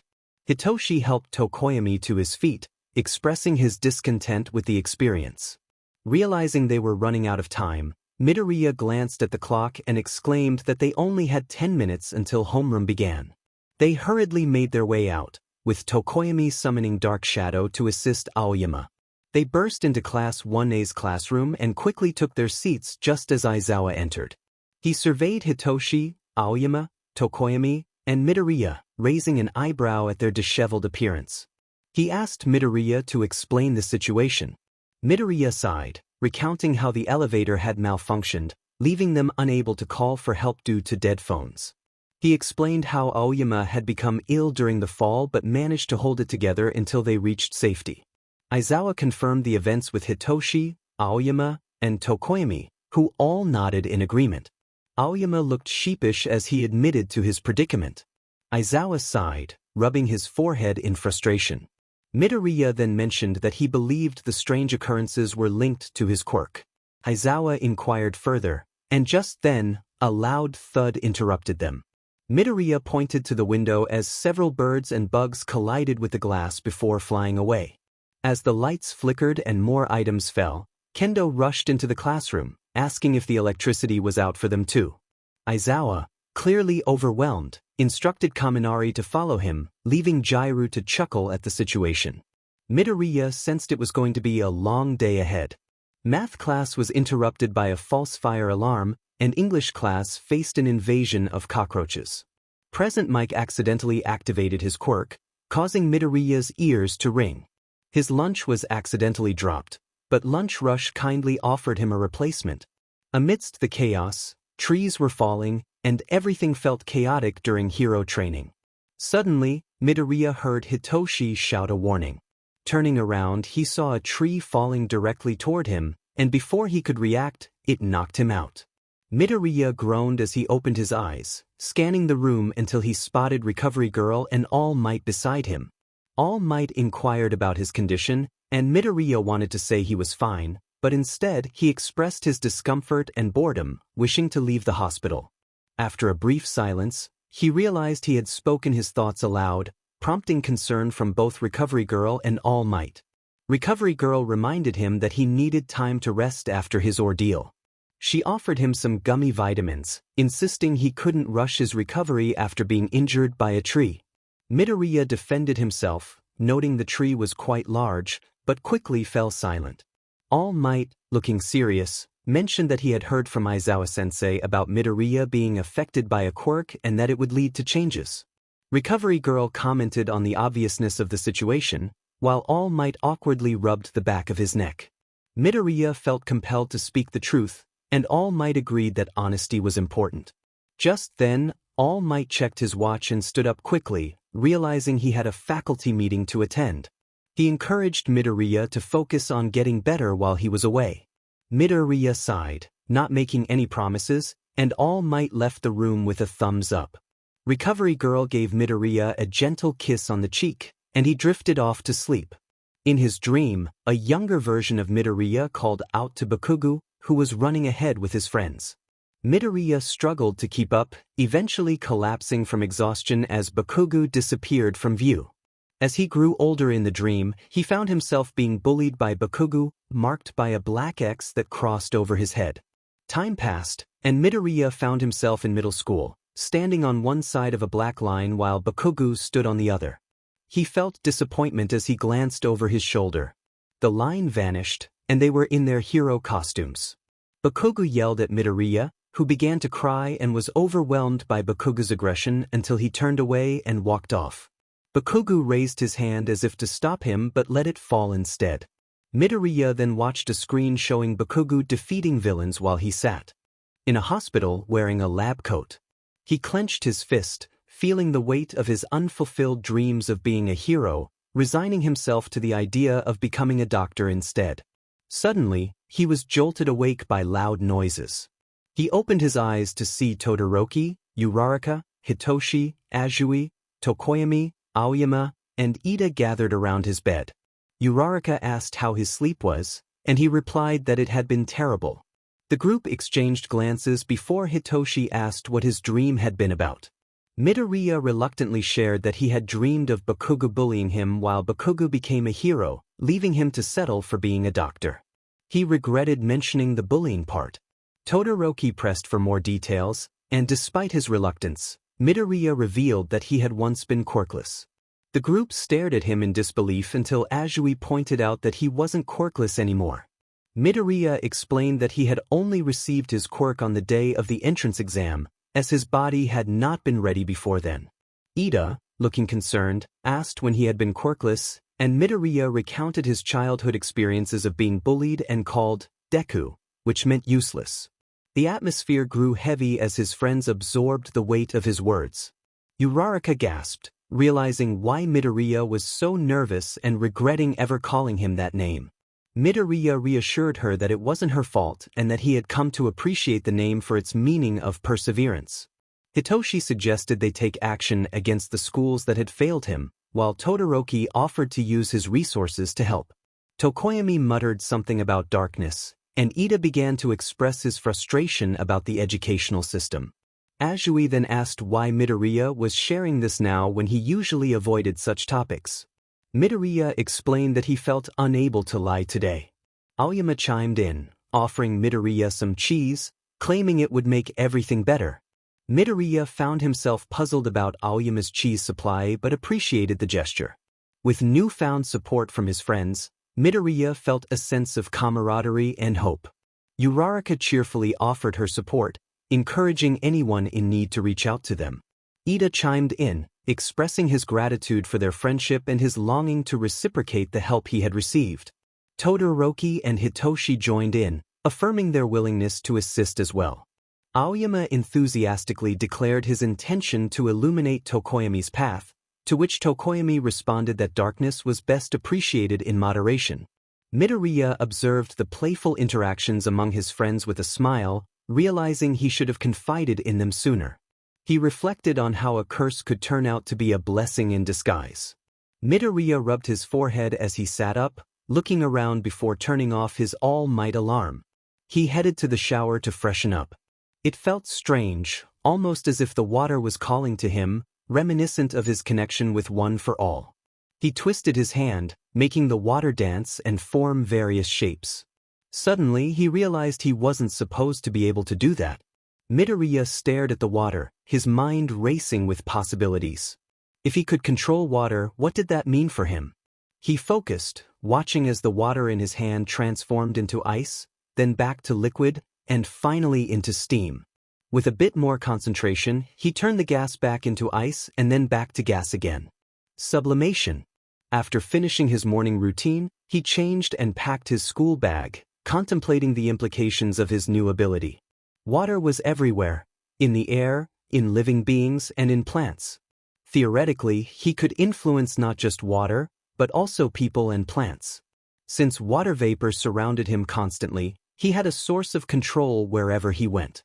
Breathing released moisture, and with focus, he could manipulate the water in the ground to control mud.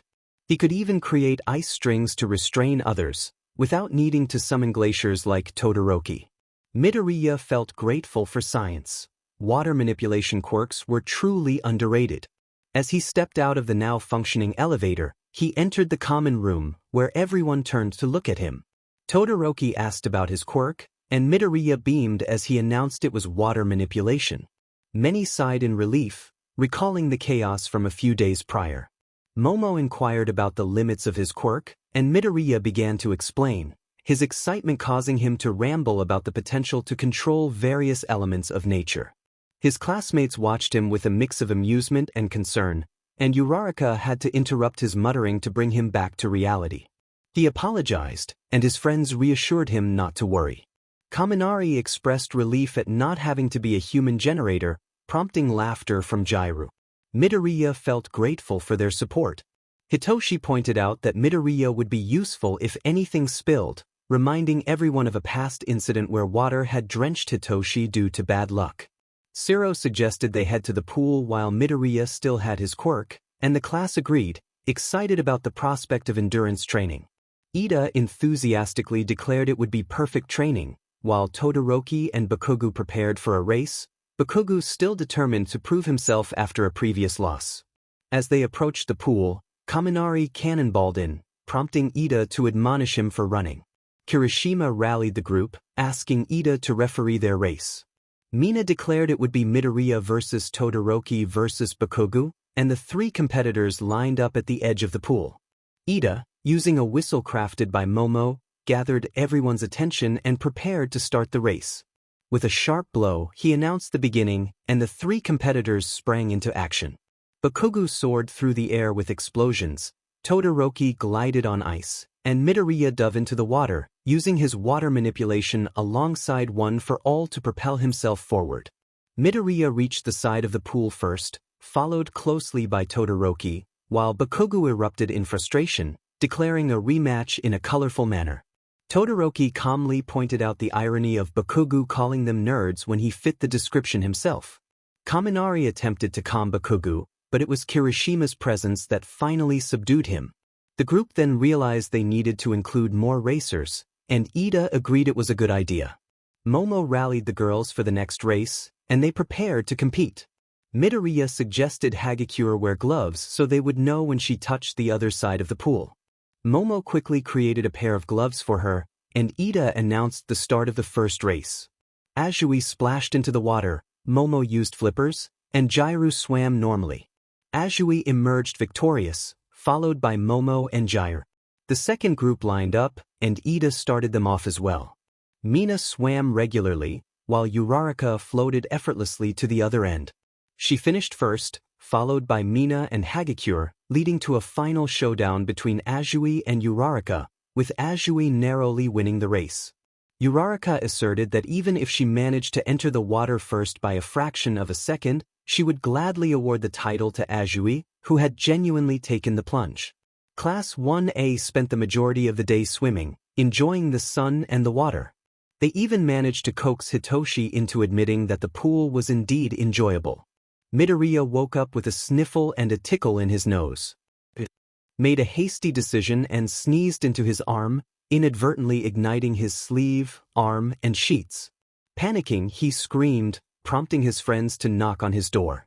He quickly grabbed his water bottle to extinguish the flames. Concerned, Tokoyami called out to him, asking if he was all right. Midoriya opened the door, responding that if being burned counted as all right, then yes. Aoyama, ever the dramatic one, exclaimed that they needed to get him to Recovery Girl, shoving a piece of cheese into Midoriya's mouth while Hitoshi questioned the sudden appearance of the cheese. Tokoyami decided to inform the class about the incident as Hitoshi, recovering from his surprise, glanced around Midoriya's room and noted that they would need to get him a new bed. Midoriya chuckled awkwardly at the comment.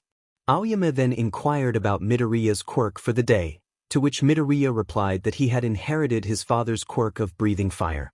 Hitoshi and Aoyama exchanged curious looks, prompting Midoriya to explain that his father had gone to America for business when he was little.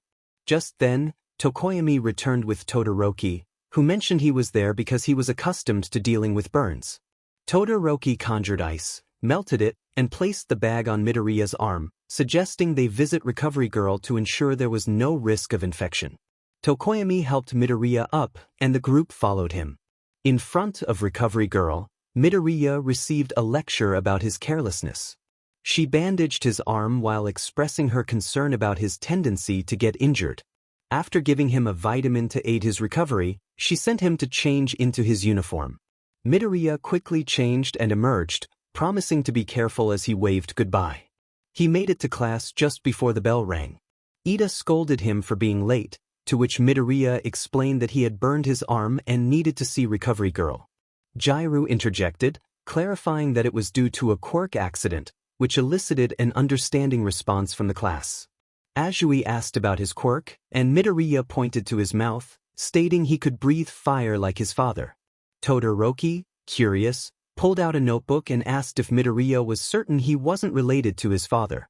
Midoriya firmly denied any relation to Endeavor or All Might, which made Todoroki slightly droop as he put away his notebooks. Aizawa entered the classroom, signaling the start of class, and the room fell silent. After class, as Midoriya prepared to leave with his friends, the Baku squad approached him, asking for help with an experiment. Kaminari seemed nervous, but Mina enthusiastically confirmed their request. Ida, eager to assist, agreed, and the Baku squad grinned, leaving Midoriya with a sense of foreboding about what was to come. As they gathered, 𝗧𝗟 asked Kirishima if he was ready, to which Kirishima responded with enthusiasm. 𝗧𝗟 instructed everyone to back up for safety. Midoriya turned to Kirishima, confirming they were ready to start. With a countdown, Midoriya opened his mouth to unleash his fire while Todoroki raised his hand to release his flames. Kirishima, positioned safely away, felt the heat but remained unharmed. After a moment, they ceased their flames, and their friends rushed to check on them. Uraraka asked if they were okay, and both boys nodded in affirmation. Meanwhile, Mina, 𝗧𝗟, and Kaminari were busy collecting roasted marshmallows from Kirishima. They expressed their surprise that the experiment had worked, and the trio began making 𝗧𝗚𝗧𝗟. Ida inquired about the purpose of their actions, and Mina handed him 𝗧𝗚𝗧𝗟, explaining it was for eating. The group quickly got into the spirit of the moment, with Kaminari suggesting they could make enough for the entire class. Kirishima, feeling proud, declared it was a manly endeavor. They ended up creating over 100 𝗧𝗚𝗧𝗟s, sharing them with Class 1B. Ibara pulled Midoriya aside, complimenting him on his impressive display during the experiment. Midoriya, surprised, offered her 𝗧𝗚𝗧𝗟, which she graciously accepted. The day concluded with laughter and camaraderie, leaving Midoriya feeling grateful for his friends and the unexpected turn of events. Most of the class was already present, except for a few individuals like Ida, who must have arrived at school earlier. Kaminari teased that Midoriya was actually in one piece, causing a blush to rise on Midoriya's cheeks. He protested that he didn't visit Recovery Girl every day, prompting Mina to raise an eyebrow and question him about the times he had broken his bones. Midoriya insisted he could control his quirk now, but Kaminari remained skeptical. 𝗧𝗟 high-fived Mina, and Todoroki turned to Midoriya, asking about his new ability. Midoriya stretched his arm back and forth, and Kirishima whispered to Kaminari, expressing his satisfaction at the sight. Uraraka chimed in, comparing Midoriya to Elastigirl from The Incredibles, which made Midoriya tilt his head in confusion. Bakugo growled, dismissing the character's name and focusing on Midoriya's stretching. Midoriya's sweat dropped as Mina teased Bakugo about his interest in Midoriya, hoping she would still have her courage after dealing with him. Midoriya felt relieved that he didn't have to discover his quirk in a dangerous manner, unlike the time he accidentally sneezed fire. He took his seat in homeroom by the window just as Aizawa approached the front of the room. That was when everything changed for his classmates. Aizawa announced that they would be participating in a hero exercise lasting the entire day. The class buzzed with excitement as he explained that the exercise was designed to improve their awareness, quick thinking, and stamina. It was called Everyone Against Everyone, and it would take place in ground beta. Aizawa then left the room, retreating to the teacher's lounge to take a nap. All Might burst into the classroom in his smaller form, ready to explain how they would be graded. The students leaned in, eager to hear the details of this all-day training session. All 20 of them would compete simultaneously, and if anyone found themselves unable to defend against a villain or got caught in capture tape, they would be out. The last one standing would win, followed by those who were eliminated in order. After a moment of silence, All Might instructed them to change into their hero costumes and meet at ground beta in 10 minutes. Once assembled outside ground beta, All Might informed them that there were civilian robots and hidden cameras throughout the area for their teachers to observe. The less damage they caused, the better their final score would be. Ida raised his hand to ask how the final score was judged, and All Might explained that points would be awarded for taking out opponents and rescuing civilian robots, while causing harm would result in point deductions. With no further questions, All Might instructed them to draw locations from a box to begin the exercise. Midoriya picked a slip and smiled, his thoughts racing with strategies. When the exercise began, Midoriya leaped from building to building, scanning the area until he spotted 𝐀𝐮𝐭𝐡𝐨𝐫. He aimed carefully and executed a move he had practiced, taking 𝐀𝐮𝐭𝐡𝐨𝐫 out of the game. As he continued to navigate the city, Midoriya felt a sense of focus that made it easier to pick off his classmates. He had already eliminated 𝐀𝐮𝐭𝐡𝐨𝐫, 𝗧𝗏, and 𝐀𝐮𝐭𝐡𝐨𝐫, apologizing silently to 𝗀𝐻𝐻 as he did so. But Midoriya was determined to win. Meanwhile, Mina ran through the false city, feeling as though she was being watched. The sensation intensified until a swift chop to her neck rendered her unconscious, marking her as out of the game. Midoriya noted that the vastness of the city made it challenging to find others, but he spotted Bakugo yelling at Todoroki. He grinned, deciding to save those two for last. Empowered by One for All, he jumped into action. Medical robots began transporting the unconscious participants, including 𝐀𝐮𝐭𝐡𝐨𝐫, 𝗀𝐻𝐻, Mina, 𝗧𝗏, and 𝐴Oyama, to a separate room to watch the ongoing exercise. 𝐀𝐮𝐭𝐡𝐨𝐫 exclaimed in awe at Midoriya's agility as he climbed a water tower, while Mina remarked that Midoriya had been the one to take her out. Yes, he did, she confirmed as Midoriya pursued Ajaru and struck him at the neck. 𝐴Oyama wondered if he would win. 𝗧𝗏 replied that unless Hagakure, Bakugo, and Todoroki could intervene before Midoriya eliminated everyone else, he believed Midoriya would take the victory. They continued to watch Midoriya's quest for first place. Midoriya had spotted 𝗧𝗏, and unfortunately, 𝗧𝗏 had also noticed him. 𝗧𝗏 declared that having another quirk wouldn't guarantee Midoriya's victory. He aimed his elbows at Midoriya and shot tape out.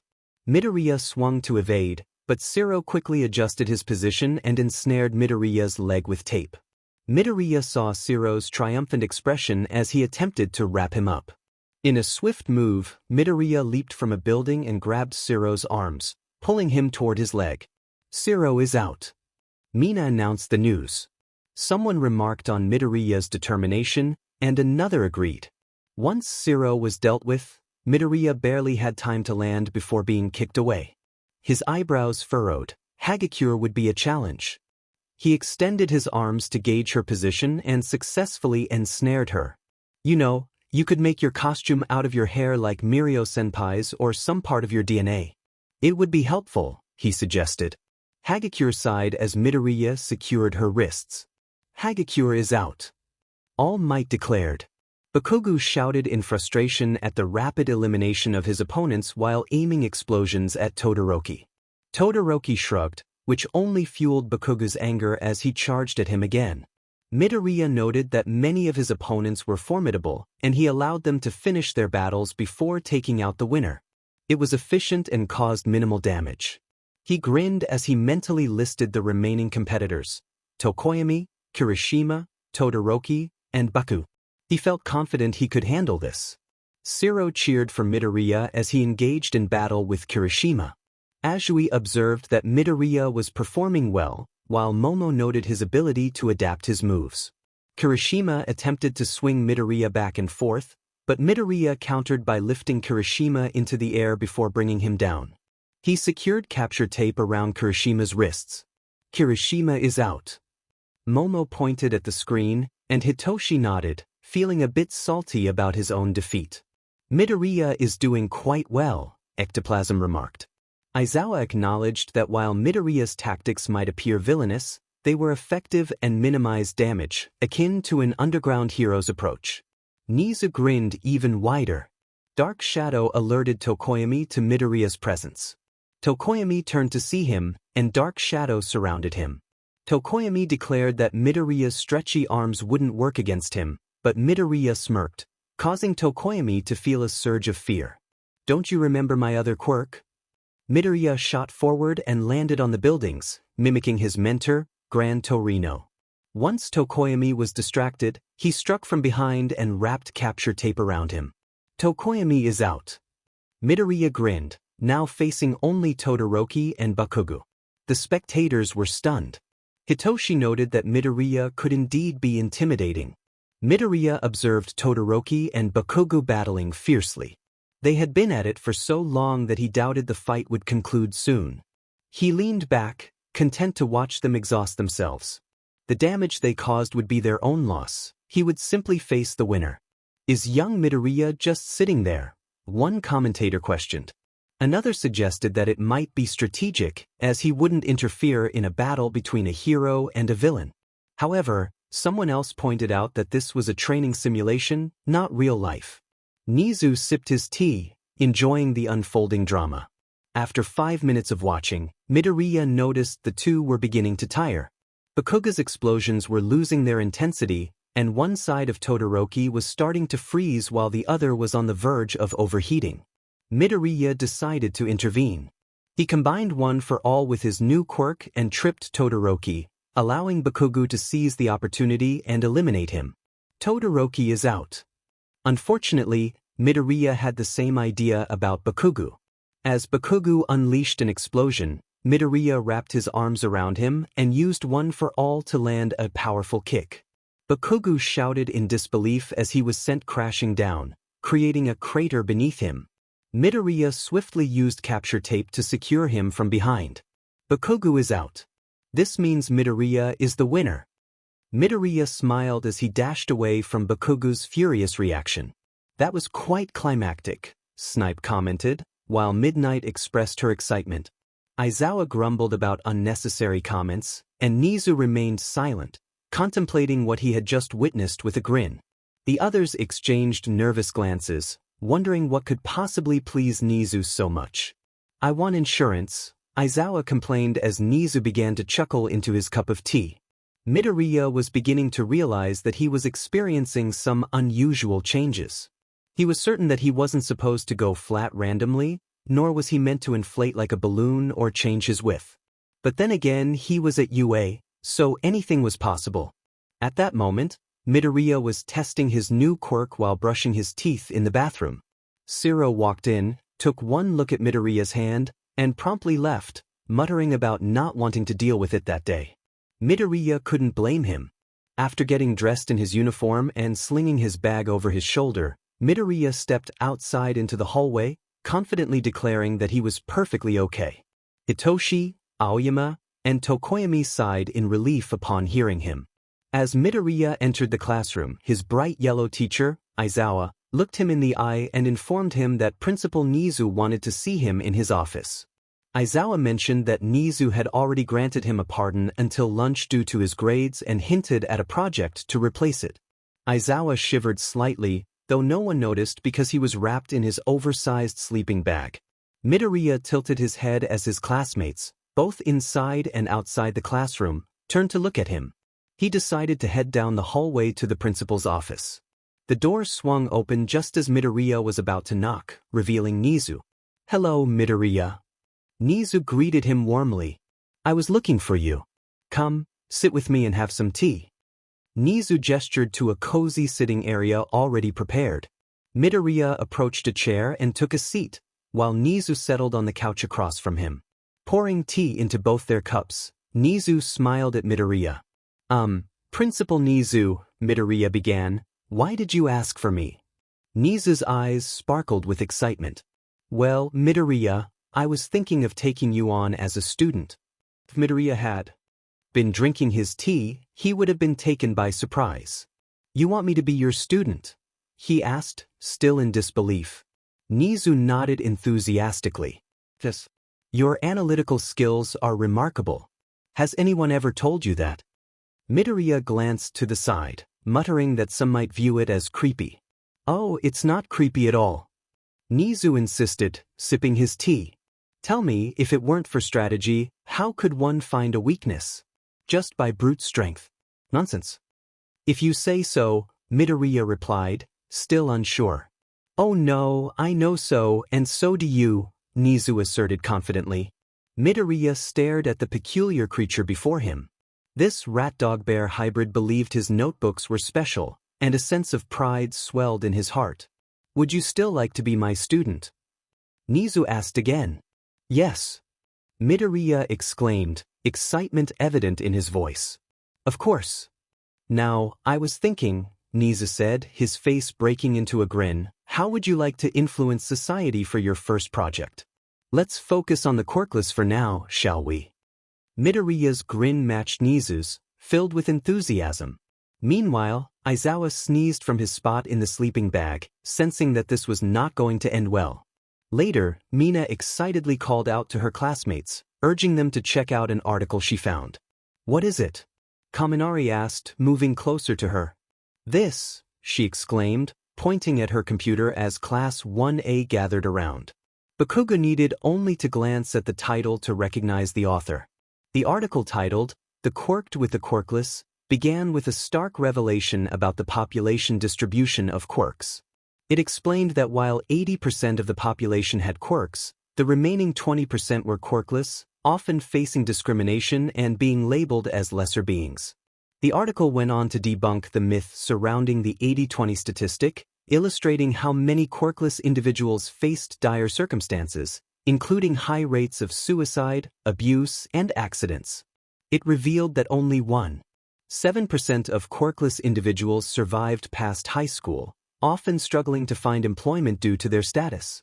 As Uraraka read the article on her phone, she gasped at the grim statistics, and the others around her looked on in horror. They turned back to Mina's computer, where the article continued to highlight the challenges faced by the quirkless, including the lack of educational opportunities and the systemic barriers that kept them from thriving. The article concluded by urging readers to reconsider their perceptions of the quirkless and recognize the contributions they could make to society, emphasizing that their worth was not defined by the presence or absence of a quirk. If he couldn't figure out how to control his own quirk after 13 years, then should he really be a hero? Wouldn't he be more of a threat instead? Even if the quirkless were a small minority, even if people overlooked them, one fact remained true. They existed and had the same right to exist as anyone else. Kirishima expressed his thoughts after they finished reading, noting how deep and manly the message was. Hagakure, feeling emotional, pointed out the sadness of the statistics, mentioning that only 1.7% of quirkless individuals survived until high school. Hitoshi remarked that even those with villainous quirks did not face such harsh treatment, while Todoroki clenched his fist in frustration. Azui wondered who had written the piece, and Mina scrolled down to find the author's name. It appeared that the author had chosen the name, The Truth Revealer. Midoriya's first article was a significant step for him. It was meant to be approachable, reflecting his initial attempt at writing. This was the only chapter being posted for now, as the evening was already drawing to a close.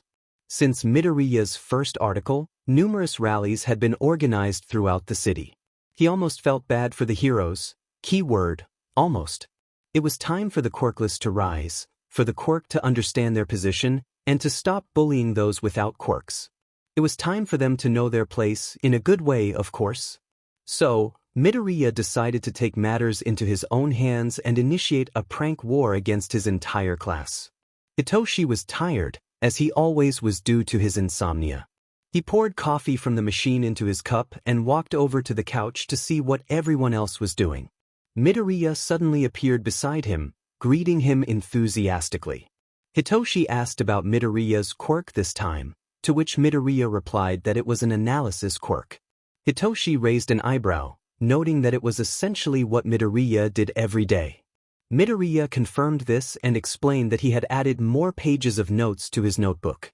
Hitoshi understood. Midoriya had a collection of notebooks dedicated to analysis. After taking a sip of his coffee, Hitoshi spat it out, prompting Midoriya to look at him with concern.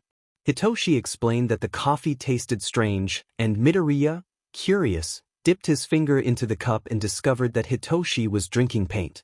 Meanwhile, Tokoyami woke up to find his room transformed into a chaotic spectacle of sparkly glitter, mirrors, and lights. Dark shadow emerged, covering his eyes in shock before retreating back. Tokoyami sighed, realizing that cleaning up the glitter would be a hassle. He heard Aoyama scream and decided to investigate. Aoyama was in a state of panic, finding his room shrouded in dark decorations, with black glitter and streamers replacing his usual bright decor. Overwhelmed, he fainted. Downstairs, 𝗧𝗃 was baking cookies, but when his classmates gathered, they were met with a surprising taste. The cookies were not sweet but salty and sour, leaving everyone confused and disappointed. Bakugo was having a rough day. He struggled to sit up, only to find himself completely wrapped in duct tape. He attempted to use his explosions to free himself, but it was futile. A note nearby taunted him about his predicament, prompting a frustrated yell that echoed through the dorm. Todoroki, who prided himself on being calm, found his room cluttered with action figures and posters of endeavor, which sent his composure spiraling. Ida, who valued order, was distressed to find his books out of place, a nightmare for someone like him. 𝗧𝗟, navigating through a maze of tape in his room, muttered in disbelief at the chaos around him. Kaminari, overwhelmed by the gift-wrapped mess in his room, lamented the math-themed decorations that had taken over his space. As the day progressed, the girls managed to avoid significant pranks but faced their own set of odd occurrences, including a water incident in the elevator and flickering lights, leading them to agree to never speak of that day again. Eventually, the girls discovered that the boys had fared worse. 𝗧𝗟 was still tangled in tape, 𝗧𝗃 mourned his ruined cookies, Bakugo was still struggling with the duct tape, Todoroki appeared lost, Ida was ranting about his disorganized books, Hitoshi was muttering about the paint in his coffee, Aoyama remained unconscious, and Tokoyami was attempting to calm Dark Shadow, who was now covered in glitter. After sharing their experiences, they concluded that a boy was responsible for the chaos, explaining why only the boys' rooms were in disarray. Their conversation was interrupted when Monoma from Class 1B stormed in, pointing accusingly at Class 1A. Despite Kendo's attempts to calm him, Monoma accused them of starting a prank war and retaliated by throwing water balloons, which ultimately led to him receiving a scolding. Back in the dorm, Mina shouted for the culprit, and Uraraka turned to Midoriya, asking what had happened to his room. All eyes were on Midoriya as he lowered his head, nervously twiddling his thumbs, preparing to explain the fate of his All Might memorabilia. Midoriya sighed and waved his friends over, deciding it would be better to show them. He opened his door to reveal his room, which was surprisingly devoid of All Might memorabilia. Holding up a piece of paper, he revealed a note that read, "If you want your stuff back, then you'll have to wait till tomorrow. No harsh feelings." The class gasped in shock, while Uraraka, Ida, and Todoroki rushed to comfort him. Inside, Midoriya couldn't help but chuckle at how well he was acting. Suddenly, he sat up, recalling the events of the previous day.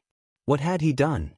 He groaned and clenched his blankets, feeling a sense of panic as they began to crumble.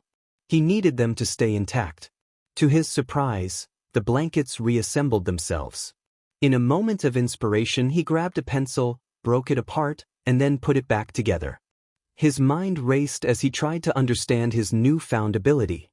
He realized he could disassemble and reassemble anything he touched. His eyes widened as he came to a startling conclusion. He had Overhaul's quirk. Looking at his hands in disbelief, he grappled with the reality of possessing a villain's quirk. Shaking off his thoughts, he reminded himself that he wasn't a villain. He picked up a pencil and attempted to use his quirk, but only managed to lift his pinky. Relieved, he set the pencil down and made his way to the door, nearly colliding with Hitoshi, Aoyama, and Tokoyami, who were about to knock. Hitoshi quickly assured him that it wasn't what it looked like, prompting Midoriya to raise an eyebrow in skepticism. Aoyama chimed in, expressing their concern since he hadn't used his emergency call or gone out. Midoriya rubbed the back of his neck, feeling slightly embarrassed. He appreciated their worry but found it amusing that they thought he might be in trouble. He then asked if they had any plastic gloves, the kind used in medical settings. Aoyama suggested that Momo could create some for them. Midoriya explained that his quirk was touch-activated and required a full hand contact, similar to Uraraka's. Tokoyami nodded in understanding, and Midoriya excused himself to brush his teeth, thanking them for their concern. After getting ready, Midoriya made his way to the common room, where he was greeted by Uraraka's excited announcement that Eri was coming over to help them eat more apples. Feeling a sense of dread, he approached Momo and asked her to create some medical gloves. She complied, albeit confused about his need for them. Midoriya explained that he had a touch-based quirk and wanted to avoid any accidents. Momo understood and watched as he cut the thumbs off the gloves for better use. Realizing time was running short, he rushed to grab his bag and headed out to join his classmates. During lunch, 𝗬𝗏 asked Midoriya about his quirk, prompting the attention of Ida, Hitoshi, Tokoyami, and Todoroki. Midoriya knew he had to share his secret eventually, but it still felt daunting. He mentioned Eri and the villain who had her, Chisaki Kai, confirming Ida's knowledge of the situation. When he revealed that he had inherited Overhaul's quirk, the group reacted with surprise. 𝗬𝗏's face paled as she processed the information, but Midoriya reassured her, explaining the necessity of the gloves. As they discussed his quirk, 𝗬𝗏 excitedly recounted how cool Midoriya had been during the raid, causing him to blush. By the time lunch ended, they found themselves chatting about Eri and their shared love for cats. Later, Eri jumped into Midoriya's arms, and he was careful not to touch her with all his fingers. Remembering the gloves, he smiled wider as he embraced her. After their hug, he asked how she was, and she beamed with joy. Midoriya noticed her searching for Mirio, who suddenly appeared, causing Eri to giggle at Midoriya's startled expression. Inviting Mirio inside, Midoriya watched as he happily helped himself to the apples. Eri, curious about the gloves, asked why he was wearing them. Midoriya explained that he had a touch-based quirk similar to Overhaul's. To his surprise, instead of pulling away, Eri moved closer and hugged him tightly, declaring that it was his quirk now. Midoriya's initial shock faded, replaced by a warm smile. He affirmed that he was a hero and would do everything in his power to protect her. They shared another hug, with Mirio enjoying the heartwarming scene. Midoriya vowed to protect Eri and his friends from any harm, even if it meant facing great challenges ahead.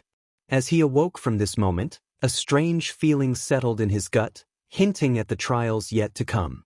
He felt empty and incomplete, reminiscent of the person he once was, a quirkless Deku.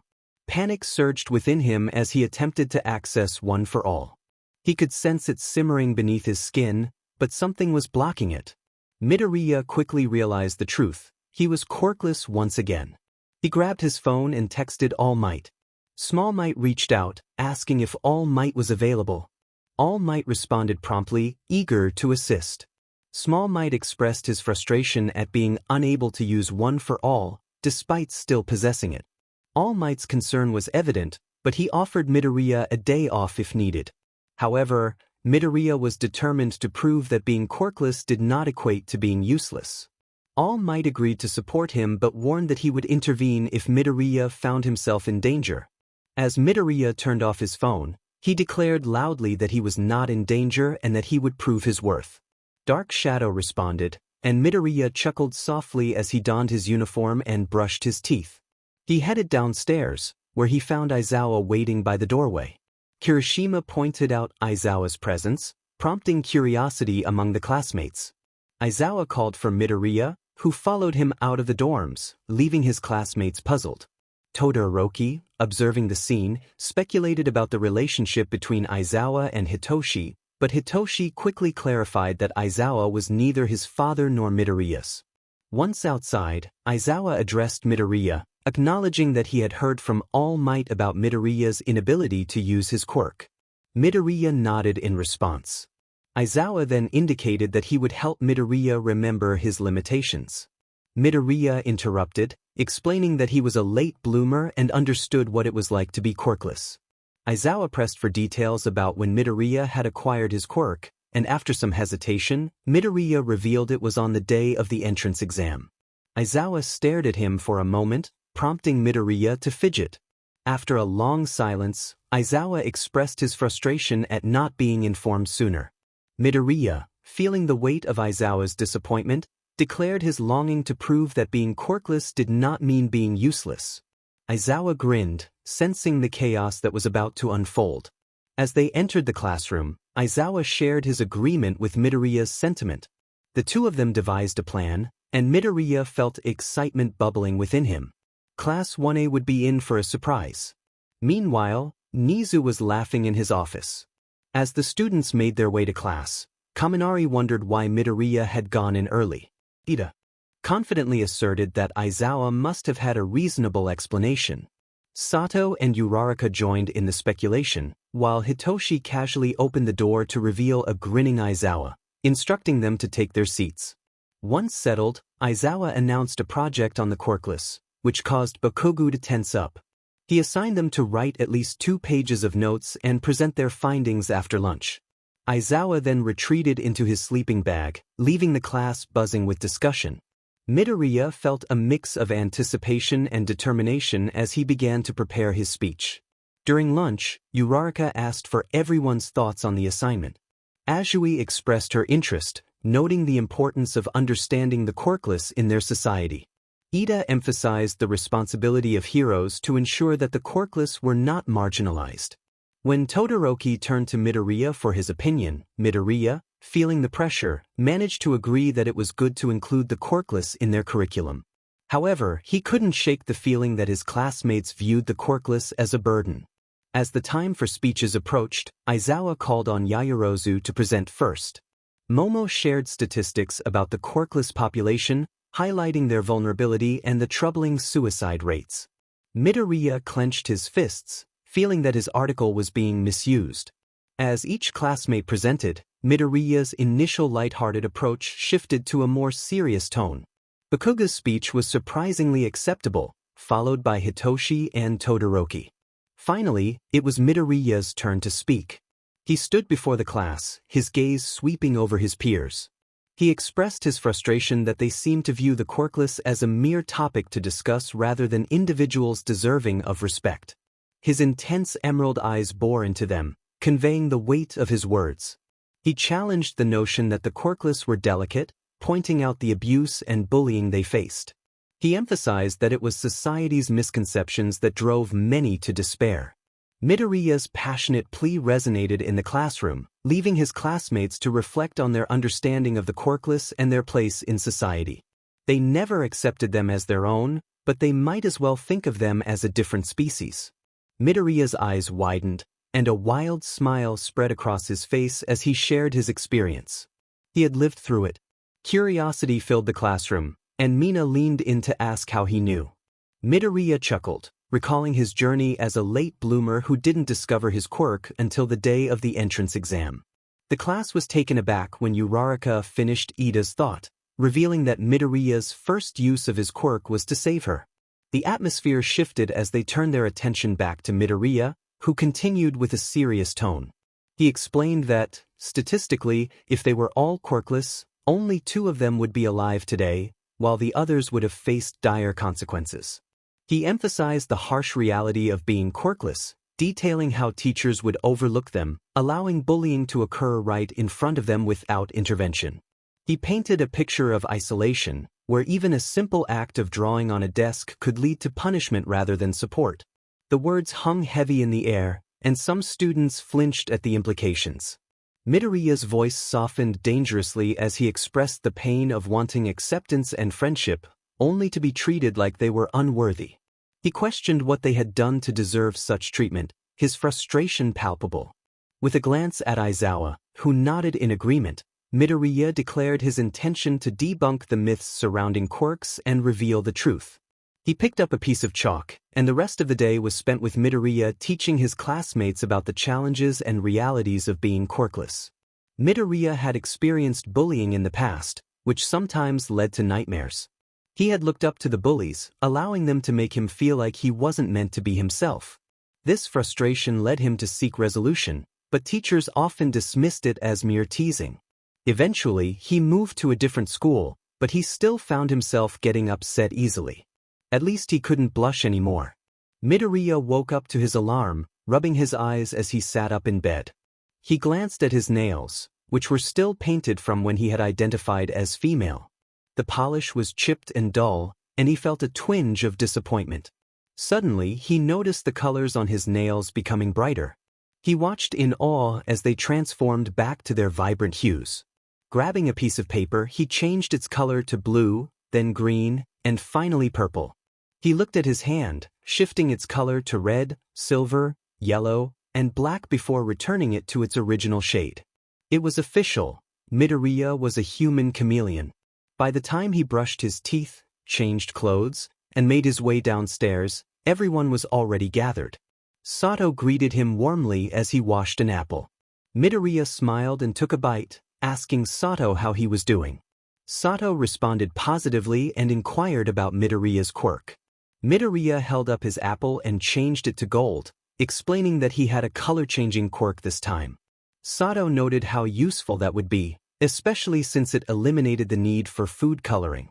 Midoriya joined his friends by the couch, where Todoroki was engaged in a lively debate with Hitoshi and Ida. The conversation was animated, with Todoroki insisting on the importance of facts, while Ida urged him not to pry into others' affairs. Hitoshi was adamant about his resemblance to neither Midoriya nor Aizawa-sensei, despite their shared traits. Midoriya, having discarded his apple core, suggested that Todoroki should focus on understanding how Hitoshi acquired his quirk before searching for his father. This insight prompted Todoroki to rush upstairs, leaving Hitoshi relieved and grateful. 𝗧𝗏 clapped his hands to gather everyone's attention, announcing that they needed to finish the apples Midoriya had brought 12 days ago, or they would spoil. He proposed making apple treats, revealing that they still had 52 apples left. Midoriya eagerly volunteered to help with the baking, and soon, the entire class was excitedly involved in the plan, even convincing Bakugo to join by promising to assist him in making a special apple. The class divided into 4 teams. Team 1 was tasked with making candy apples and 1 𝐀𝐮𝐭𝐡𝐨𝐫 apple, Team 2 would create mini apple tarts, Team 3 was responsible for applesauce, and Team 4 would prepare apple cider. Each team received 13 apples. In Team 1, Bakugo, Ajiru, Uraraka, 𝗧𝗏, and Momo worked together. 𝗧𝗏 asked Ajiru for cinnamon while Bakugo shouted for chili, causing Momo and Uraraka to sigh at the chaos. Momo prepared the sticks for the apples, which Uraraka dipped into the candy mixture before placing them on wax paper. Despite the boys' antics, Uraraka mused that they might finish sooner than expected. In Team 2, 𝗧𝗏, Midoriya, Hitoshi, Todoroki, and Azui brainstormed ideas for the tarts. Todoroki suggested changing their colors, and Midoriya agreed, transforming the apples into vibrant fall shades. Azui inquired about the dough, and 𝗧𝗏 assured her they would figure it out as they went along.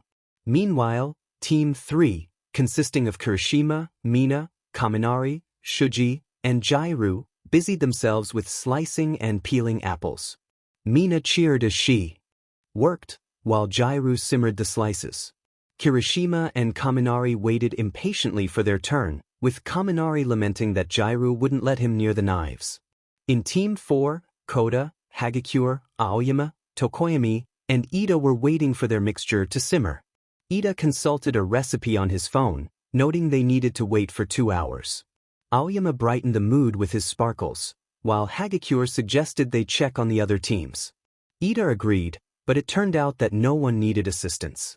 After a few hours, the class had successfully used up all the apples. Midoriya marveled at their productivity as he poured cider into his cup, feeling a sense of accomplishment. Todoroki passed his cup to Midoriya, who filled it and returned it to him. Hagakure noted that they would no longer have to worry about the situation. Midoriya agreed, taking a sip of his cider while also grabbing a mini apple tart. He expressed his hope that they wouldn't face any more issues like that. Hitoshi looked at Midoriya with concern, warning him not to jinx their luck. Midoriya felt a shiver run down his spine at the thought. Suddenly, a loud exclamation broke the moment as someone lamented the fact that they had only made 1 𝗀𝐻𝐻𝐸 apple. Midoriya sensed something was amiss when he woke up. It was unusual to hear bell noises when he moved. As he got up, the ringing continued, and it seemed he wasn't the only one bothered by it. Everyone stared at him while he brushed his teeth.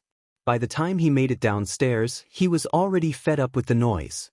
Bakugo's voice boomed through the room, demanding to know who was making the racket. Midoriya flinched at the volume of his outburst and admitted it was him. Bakugo glared, insisting he find a way to silence it. Midoriya concentrated, moving his arm back and forth, discovering he could adjust both the loudness and frequency of the sound. He managed to reduce it to a barely audible level. Bakugo grumbled a reluctant compliment, which caught Mina's attention. She teased Bakugo about it, prompting him to shout at her to be quiet. Midoriya, feeling a bit overwhelmed, joined his friends. Hitoshi waved at him, and Uraraka, Tokoyami, and Ida followed suit. Aoyama, in his usual flamboyant manner, showered Midoriya with glitter and offered him a piece of cheese. Midoriya chewed and swallowed the cheese, greeting Aoyama before putting his bag down between Todoroki and Azui. He headed to the kitchen to grab some cereal and milk. Upon returning to the table, he found Uraraka had engaged everyone in a discussion about mochi and its delightful flavors. As Midoriya took a bite of his cereal, Todoroki began to share his thoughts on a recent strategy involving Hitoshi and Aizawa-sensei. Hitoshi, overwhelmed, rested his head on the table, declaring himself done. Todoroki continued, explaining how Midoriya's advice had helped him connect the two more closely. Midoriya felt defeated as he listened. Ida stood up, announcing it was time to head to class. Midoriya quickly finished his breakfast, rinsed his bowl, and followed his friends out of the dorms and to school. Throughout the day, Midoriya focused on his work, but fatigue set in. He wondered if it was due to the effort of controlling the bells. He felt a wave of relief when hero training finally arrived. All Might entered the room with Aizawa, who instructed everyone to change into their outfits and meet outside. Midoriya hurried to the changing room, eager to stop managing the annoying bells. Once outside at Ground Gamma, All Might announced that they would be split into two teams, heroes and villains. Aizawa read out the names, assigning Midoriya to the villain team alongside Kaminari, Kirishima, Todoroki, Shuji, Tokoyami, Yaoyorozu, Siro, Hagakure, and Azui.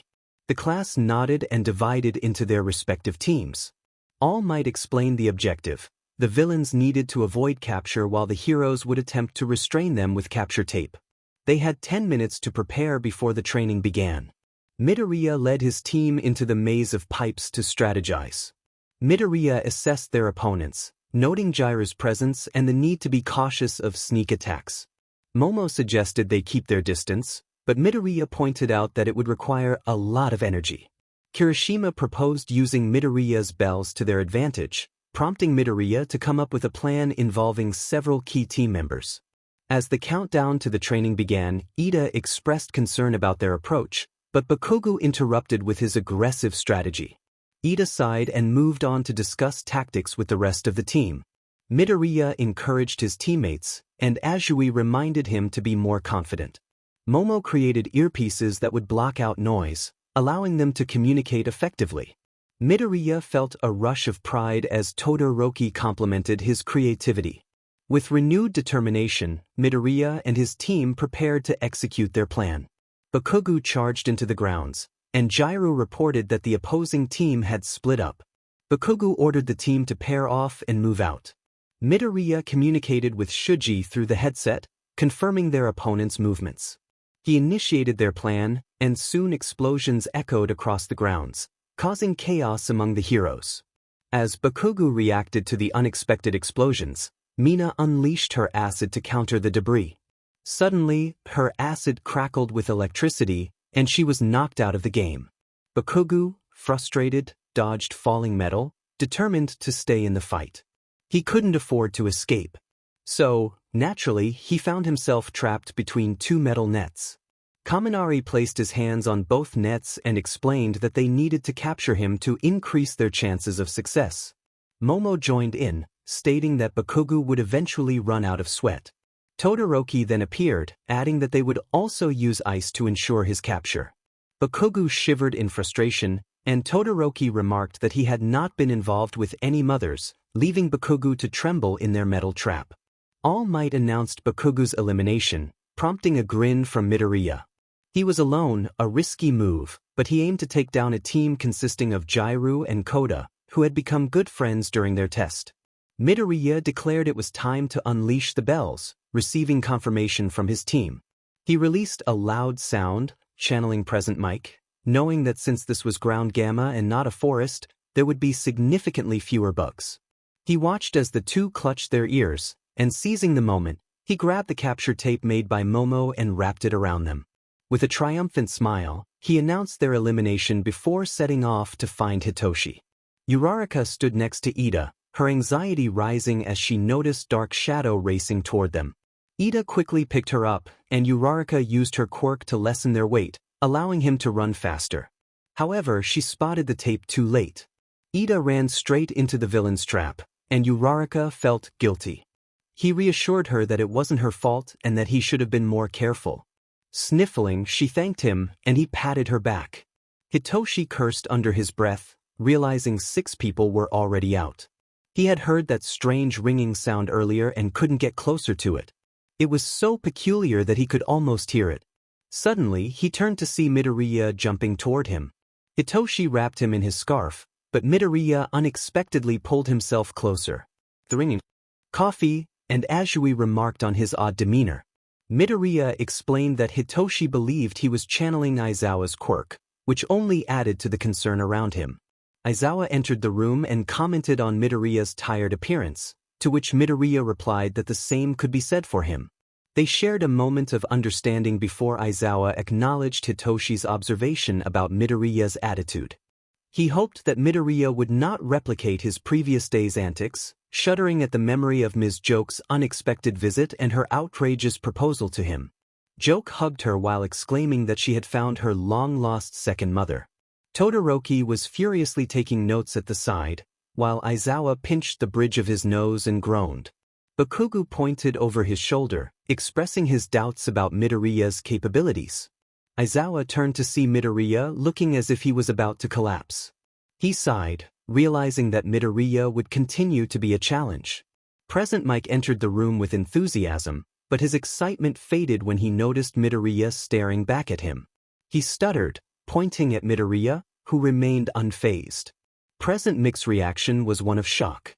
In the teacher's lounge, Midnight asked Present Mike if he had encountered another 𝐀𝐮𝐬𝐬. Present Mike, lying on the couch and covering his face, explained how Midoriya was acting just like 𝐀𝐮𝐬𝐬, with the same look and attitude. Midnight comforted him before heading off to teach Class 1B. Later, when Midnight opened the door to her classroom, she was startled to find Midoriya sitting in his seat with a grin reminiscent of 𝐂𝐮𝐬𝐬's. She had to double-check to confirm she wasn't dreaming. After school and hero training, where All Might felt uneasy about Midoriya's unusual behavior, Midoriya popped a jelly pouch into his mouth. Kaminari complained about Midoriya's odd diet, to which Midoriya responded with a challenging glare. Kaminari quickly waved his hands in a pacifying manner, relieved when Midoriya finally looked away. In Hitoshi's room, Midoriya questioned why he needed to wear a particular garment. Hitoshi explained that it was proof of their membership in the Insomniac group, which included him and Aizawa. Hitoshi donned his own version of the outfit, which was slightly larger than Midoriya's. After a moment of hesitation, Midoriya put it on, and Hitoshi snapped a selfie of them, both wearing yellow sleeping bags with legs. The next morning, Midoriya felt an urge to get ready, so he changed into his uniform, brushed his teeth, and placed his bag by the door. He found himself clinging to Todoroki's side. Todoroki, pulling out a familiar notebook, began to question Midoriya's lineage, suggesting he might be a secret love child of Aizawa and Ms. Joke. Midoriya vehemently denied it while still hugging Todoroki. Kirishima, confused by the scene, asked why Midoriya was hugging Todoroki. Midoriya murmured that Todoroki was comfortable, prompting Kirishima to blink in surprise. Suddenly, Midoriya was no longer at Todoroki's side, causing Kirishima to panic and wonder where he had gone. Todoroki simply noted that Midoriya was not there anymore. Hagakure squealed about how comfy Midoriya was, and both Todoroki and Kirishima turned to see her with him. Kirishima stammered in disbelief, while Todoroki continued to write in his notebook, seemingly unfazed by the mystery of Midoriya's sudden appearances. 𝐬𝐮𝐬 pointed out Hitoshi, who was sitting with Midoriya clinging to him from behind. 𝐬𝐮𝐬 was puzzled, as he was sure Midoriya had been at the dorms. Hitoshi shrugged, leaning back with his eyes closed. When 𝐬𝐮𝐬 turned to talk to Kaminari, he noticed something odd. Kaminari was carrying Midoriya on his back, with his backpack in front. 𝐬𝐮𝐬 exclaimed in confusion, but Kaminari simply replied that Midoriya had been there for a while. Ida, the class representative, was frustrated as he tried to keep track of Midoriya's whereabouts. He asked how Midoriya had gotten to their location, while 𝗬𝗏𝗏 pointed out that he had been there for some time.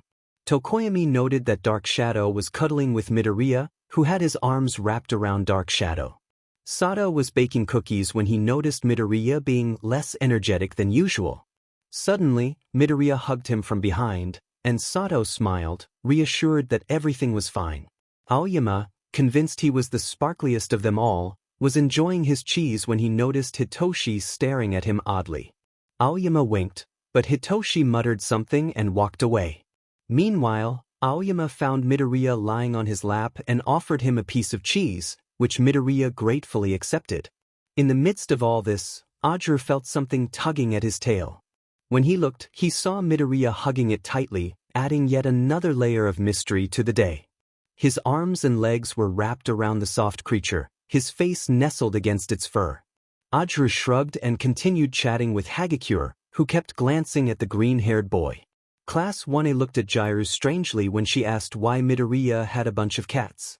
Mina pointed out that Koda only had a bunny, and Jiru agreed, questioning why Midoriya had so many cats. A ding from the elevator caught their attention as the door opened, revealing Midoriya stepping out, followed by a group of cats, one perched on his fluffy head. Ida inquired about the cats trailing Midoriya, who simply shrugged, admitting he had no idea. As he approached the group, the cats followed, and soon everyone was petting at least 5 of them. Aizawa had joined the huddle, adding to the chaotic scene. Unfortunately, the class couldn't keep the cats, so they decided to take them to the adoption center. Midoriya was the last to leave. Upon returning to the dorms, Bakugo pointed out the cat still nestled in Midoriya's hair, making a statement rather than asking a question. Midoriya nonchalantly replied that he didn't feel like scolding Bakugo, suggesting he could keep the cat. Everyone was taken aback by their teacher's behavior as he pulled out a sleeping bag with legs, climbed in, and walked away. Midoriya pondered what to name the cat, and Shuji asked for his thoughts. Staring at the brown and white cat, he finally decided on 𝐀𝐮𝐭𝐡𝐨𝐫. Ajui commented on the unusual names, while Bakugo shouted in disbelief at the name choice.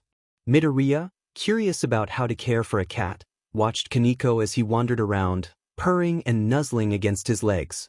He carefully picked up 𝐀𝐮𝐭𝐡𝐨𝐫 and headed to Koda's room, knowing Koda would have advice, especially since he had an animal friend too. After knocking, Midoriya scratched behind 𝐀𝐮𝐭𝐡𝐨𝐫's head, eliciting a soft purr.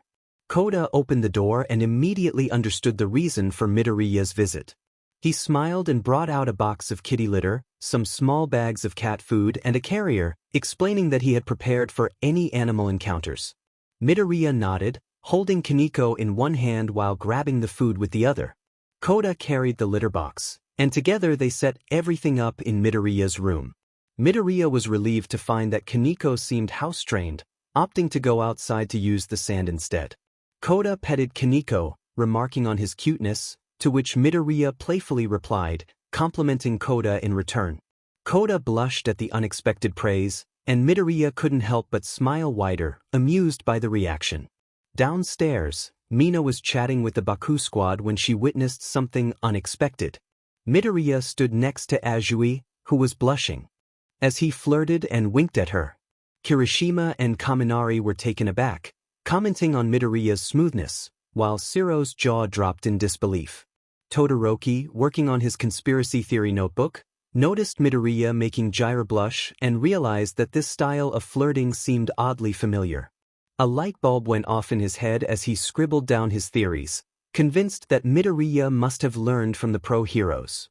Bakugo entered the common room determined to have a good day, but everything changed when Midoriya approached him with a playful comment, comparing him to a cute Pomeranian. Bakugo's eye twitched in irritation as Midoriya continued to tease him, leading to an unexpected blush on Bakugo's face. The surrounding students gaped at the interaction, unsure of what to make of it. Aizawa, sensing trouble, walked into the teacher's lounge for a quick coffee before homeroom. He spotted Midnight and Midoriya together, discussing what sounded like flirting tactics mixed with villain apprehension. His exhaustion deepened as he listened. Present Mike burst into the room, exclaiming that Midoriya was flirting, causing a flurry of reactions among the teachers.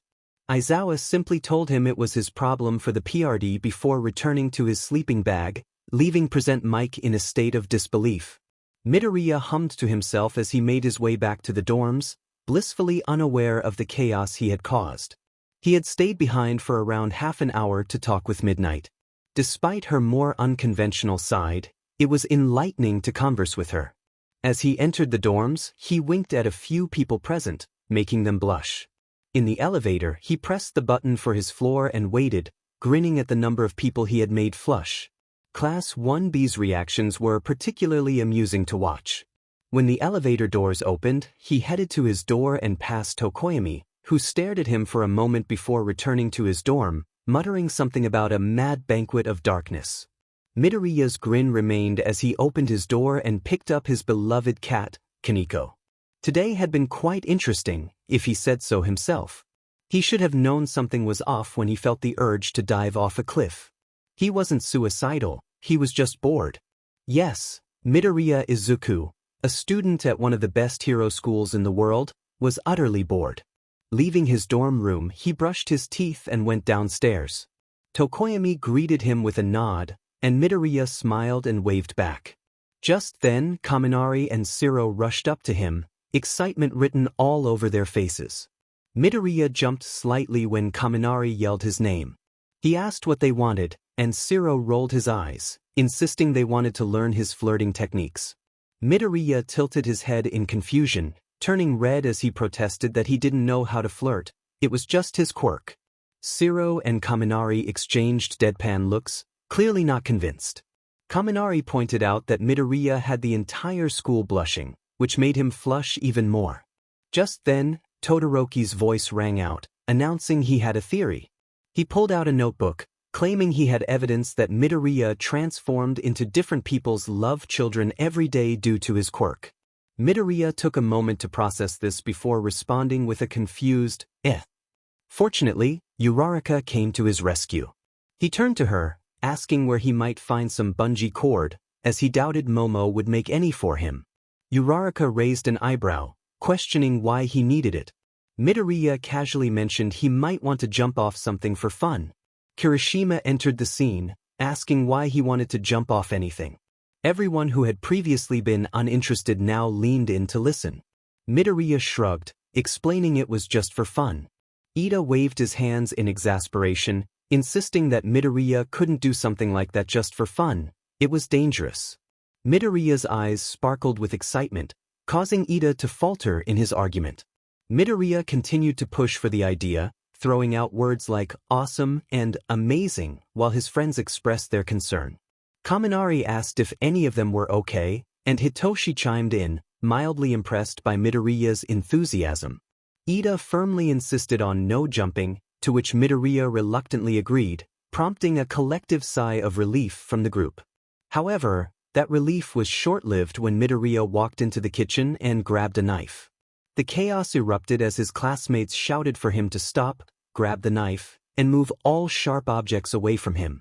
The room filled with frantic voices questioning what he was doing and why he was acting this way. They quickly managed to take the knife from Midoriya and brought him to the couch, sandwiching him between Todoroki and Uraraka. Momo sighed in relief, asking what they should do now. Midoriya whined about wanting the knife back, to which Jiru replied that they trusted him less than Kaminari with it today. Just when they thought it was safe, Midoriya somehow produced another knife from his hair, causing the class to erupt in disbelief. If there was one thing Class 1A learned that day, it was that it was going to be a troublesome one. Later, Midoriya excitedly suggested they ride a motorcycle, but his classmates reminded him that none of them had a license.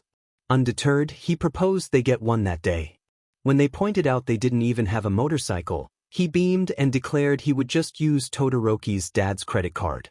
In another moment, Midoriya wondered if mixing baking soda and vinegar would create an explosion. Momo hesitantly confirmed it, and Midoriya grinned, asking if they could get some soda bottles to make explosions. Momo was skeptical until he suggested taping them upside down to chair legs to fly. She firmly refused, leading to her tying his wrist to a table leg to keep him in check, but it didn't work. Midoriya then discovered that the closest amusement park was only 20 minutes away. When he turned to Todoroki, who had never been to an amusement park, He gasped and insisted they should go because the steepest roller coaster in the world was there. Ida yelled at them not to go, and Midoriya pouted, feeling deprived of fun. In another instance, he approached Bakugo with a question, but Bakugo cut him off, refusing to listen to his ideas. Midoriya protested, but Bakugo remained adamant, leading to a brief chase around the room as the Baku squad tried to catch him. Finally, Midoriya found himself on the roof, holding a sheet and preparing to jump. His classmates below shouted for him to get down, but he insisted he would only jump once. Mina yelled at him, but just as he was about to leap, someone pulled him back by the collar, knocking him out. 𝗬𝗏 gently laid him on the ground, ensuring he was safe. She looked over the edge and gave her class a thumbs up. 𝐬𝐿 cheered for her, and 𝗬𝗏 smiled shyly in response. Throughout the day, they playfully tied Midoriya to a chair using rope from Momo and tape from 𝗬𝗱. Midoriya tried to roll over but quickly realized he was unable to move. When he opened his eyes, he found himself in the common room surrounded by his classmates, including Bakugo. Looking down, he noticed he was bound to the chair. He furrowed his eyebrows, recalling the events of the previous day. He whispered to himself, relieved that his friends were still asleep. 𝗬𝗏's voice broke the silence as she rubbed her eyes, and Midoriya turned to her. She apologized for tying him up, explaining that he had been a bit of a hassle the day before. He reassured her that it was no problem. Momo smiled and stood up, stretching before approaching him to untie and unstick him from the chair. Midoriya asked if he could brush his teeth now, and Momo nodded in agreement. Aoyama raised his hand, saying he would accompany him, and Hitoshi agreed. Tokoyami added that they needed to be prepared for any potential disaster. Midoriya waved his hands in protest, insisting they didn't need to join him, but suddenly, they all felt a strange tug in their guts toward each other. Todoroki tilted his head, questioning what Midoriya had done this time. Midoriya insisted he hadn't done anything, but the mysterious force seemed to disagree, pulling them toward the elevator. Midoriya found himself pressing the buttons to close the door and ascend.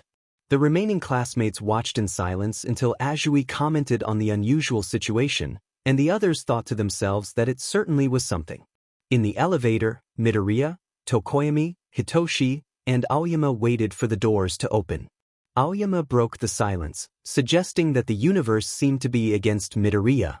Tokoyami muttered something about a banquet of darkness. Hitoshi then asked Midoriya to say he didn't have 𝗀𝐻𝐿 in his hands. Confused, Midoriya complied, and to their astonishment, 𝗀𝐻𝐿 appeared in his hands with a puff of light blue smoke.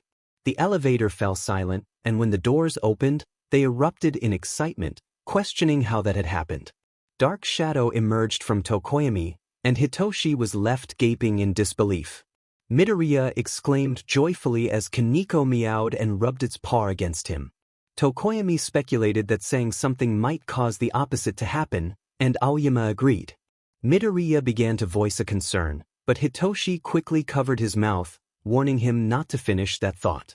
Midoriya nodded vigorously, and Hitoshi cautiously removed his hand.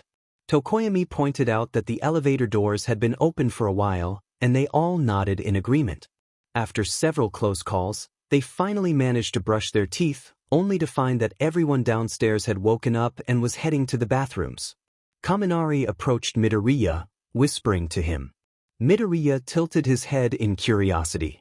Kaminari asked if he could help him study, along with 𝗬𝗱, Ishido, and Kirishima. Midoriya hadn't expected this request, knowing they struggled with their grades but not thinking they would want to use his quirk. Kaminari reassured him that he wasn't looking to cheat, just to study. Midoriya hesitated but eventually nodded, and Kaminari beamed with gratitude. However, he soon learned that Kaminari and the others were not in the mood to study.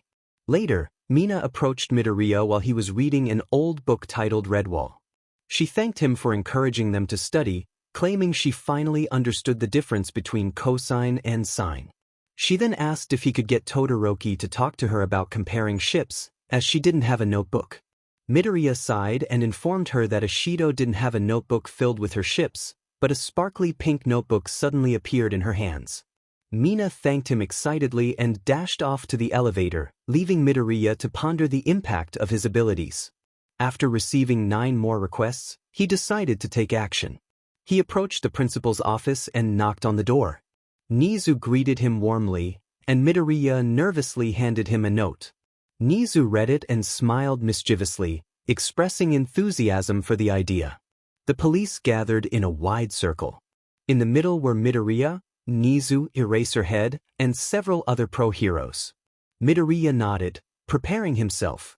He stated that the League of Villains was not in this circle, handcuffed with Quirk nullifying restraints. However, with a sudden twist of fate, the opposite occurred.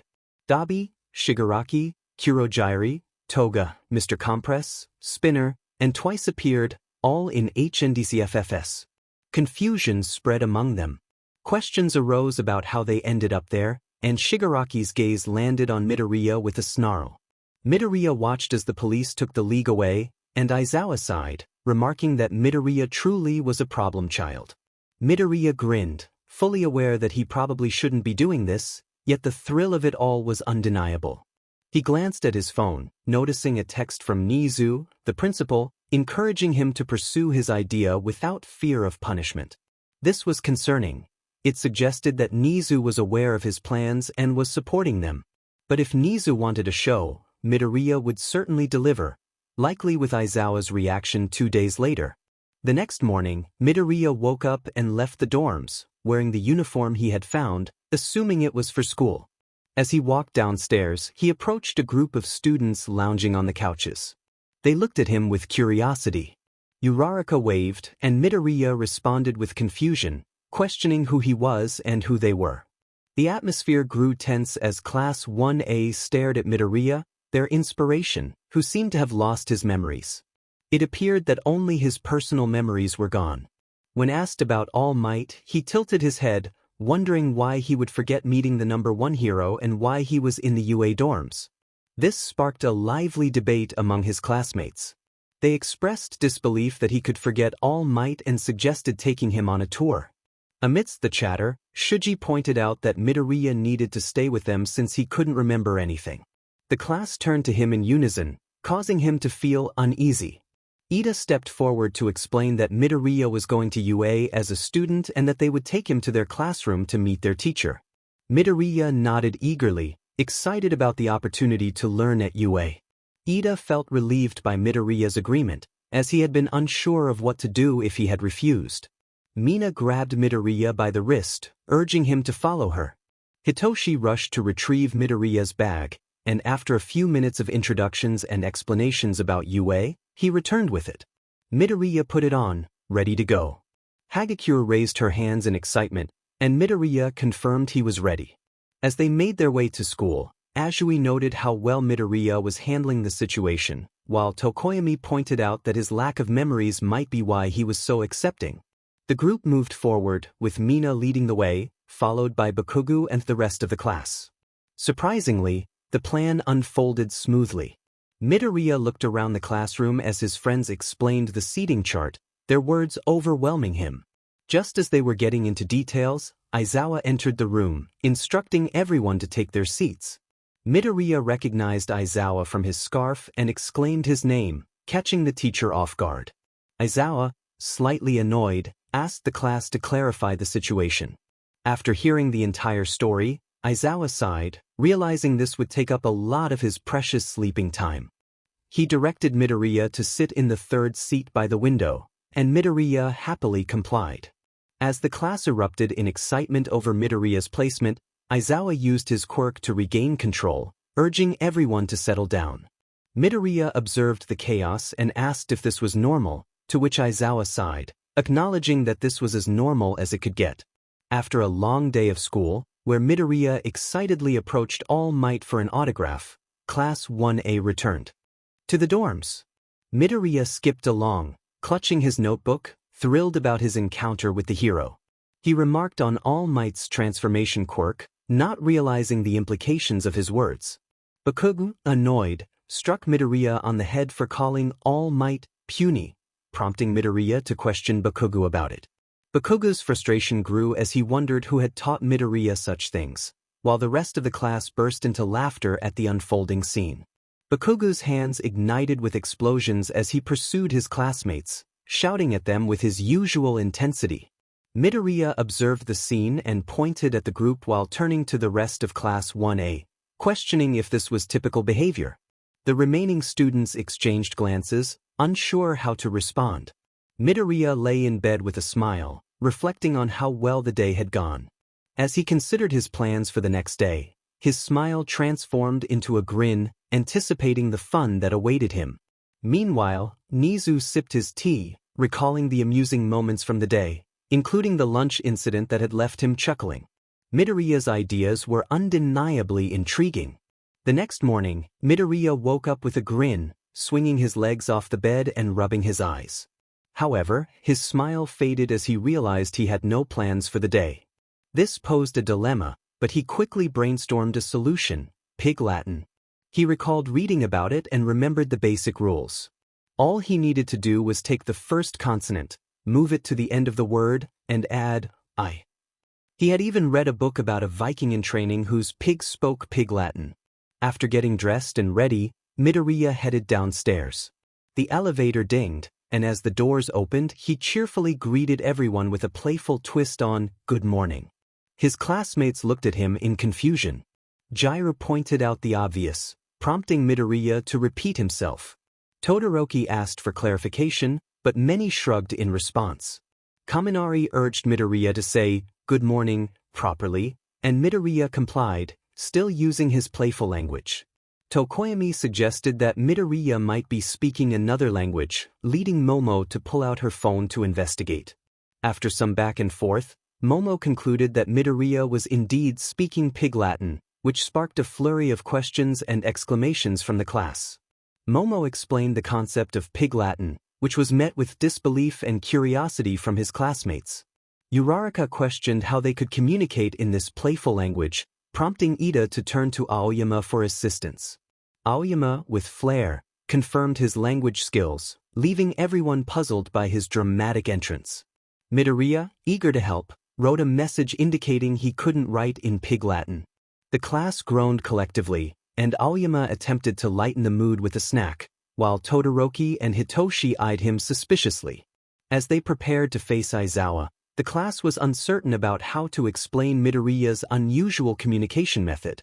Aizawa, upon encountering the situation, sighed, realizing he had not anticipated this twist. He reluctantly allowed Midoriya to use his phone for translation, hoping to maintain some semblance of order. Present Mike burst into the room, full of energy, ready to teach English. Azui raised her hand to inform him about Midoriya's predicament. Midoriya stepped in to clarify, explaining his situation in Pig Latin, which left Present Mike momentarily speechless. Shuji provided the answer, and Present Mike realized he would need Midoriya's phone to understand. During lunchtime, Midoriya raised his hands in excitement, prompting Ida to confirm the meaning of his words. Midoriya praised Ida for his quick thinking, and the class continued their playful banter. Present Mike, overwhelmed, eventually allowed them to take the rest of the PRD off. Just then, Monoma approached Class 1A, boasting about Class 1B's superiority. Midoriya responded in Pig Latin, causing Monoma to pause and question the situation. After realizing the context, Monoma begrudgingly admitted that anyone would react similarly if faced with translating Pig Latin. As the day progressed, Aizawa reflected on the quirk's duration, realizing it was only meant to last a month. He calculated the timeline, contemplating the implications for his students. It had been 1 month and 2 days. He slammed his head on the table, feeling a sense of defeat wash over him. Aizawa had simply given up. Meanwhile, 𝐀𝐮𝐬𝐴 was laughing heartily, tea spilling from his cup. He wondered how long it would take for them to realize what was happening. The teachers felt a chill run down their spines. The rat god was up to something, and they were too apprehensive to inquire further. I am very sad to say that this is the end, as indicated by the title. The author expressed gratitude to everyone for staying until the end and wished them a good day, playfully adding a dramatic flair to the farewell.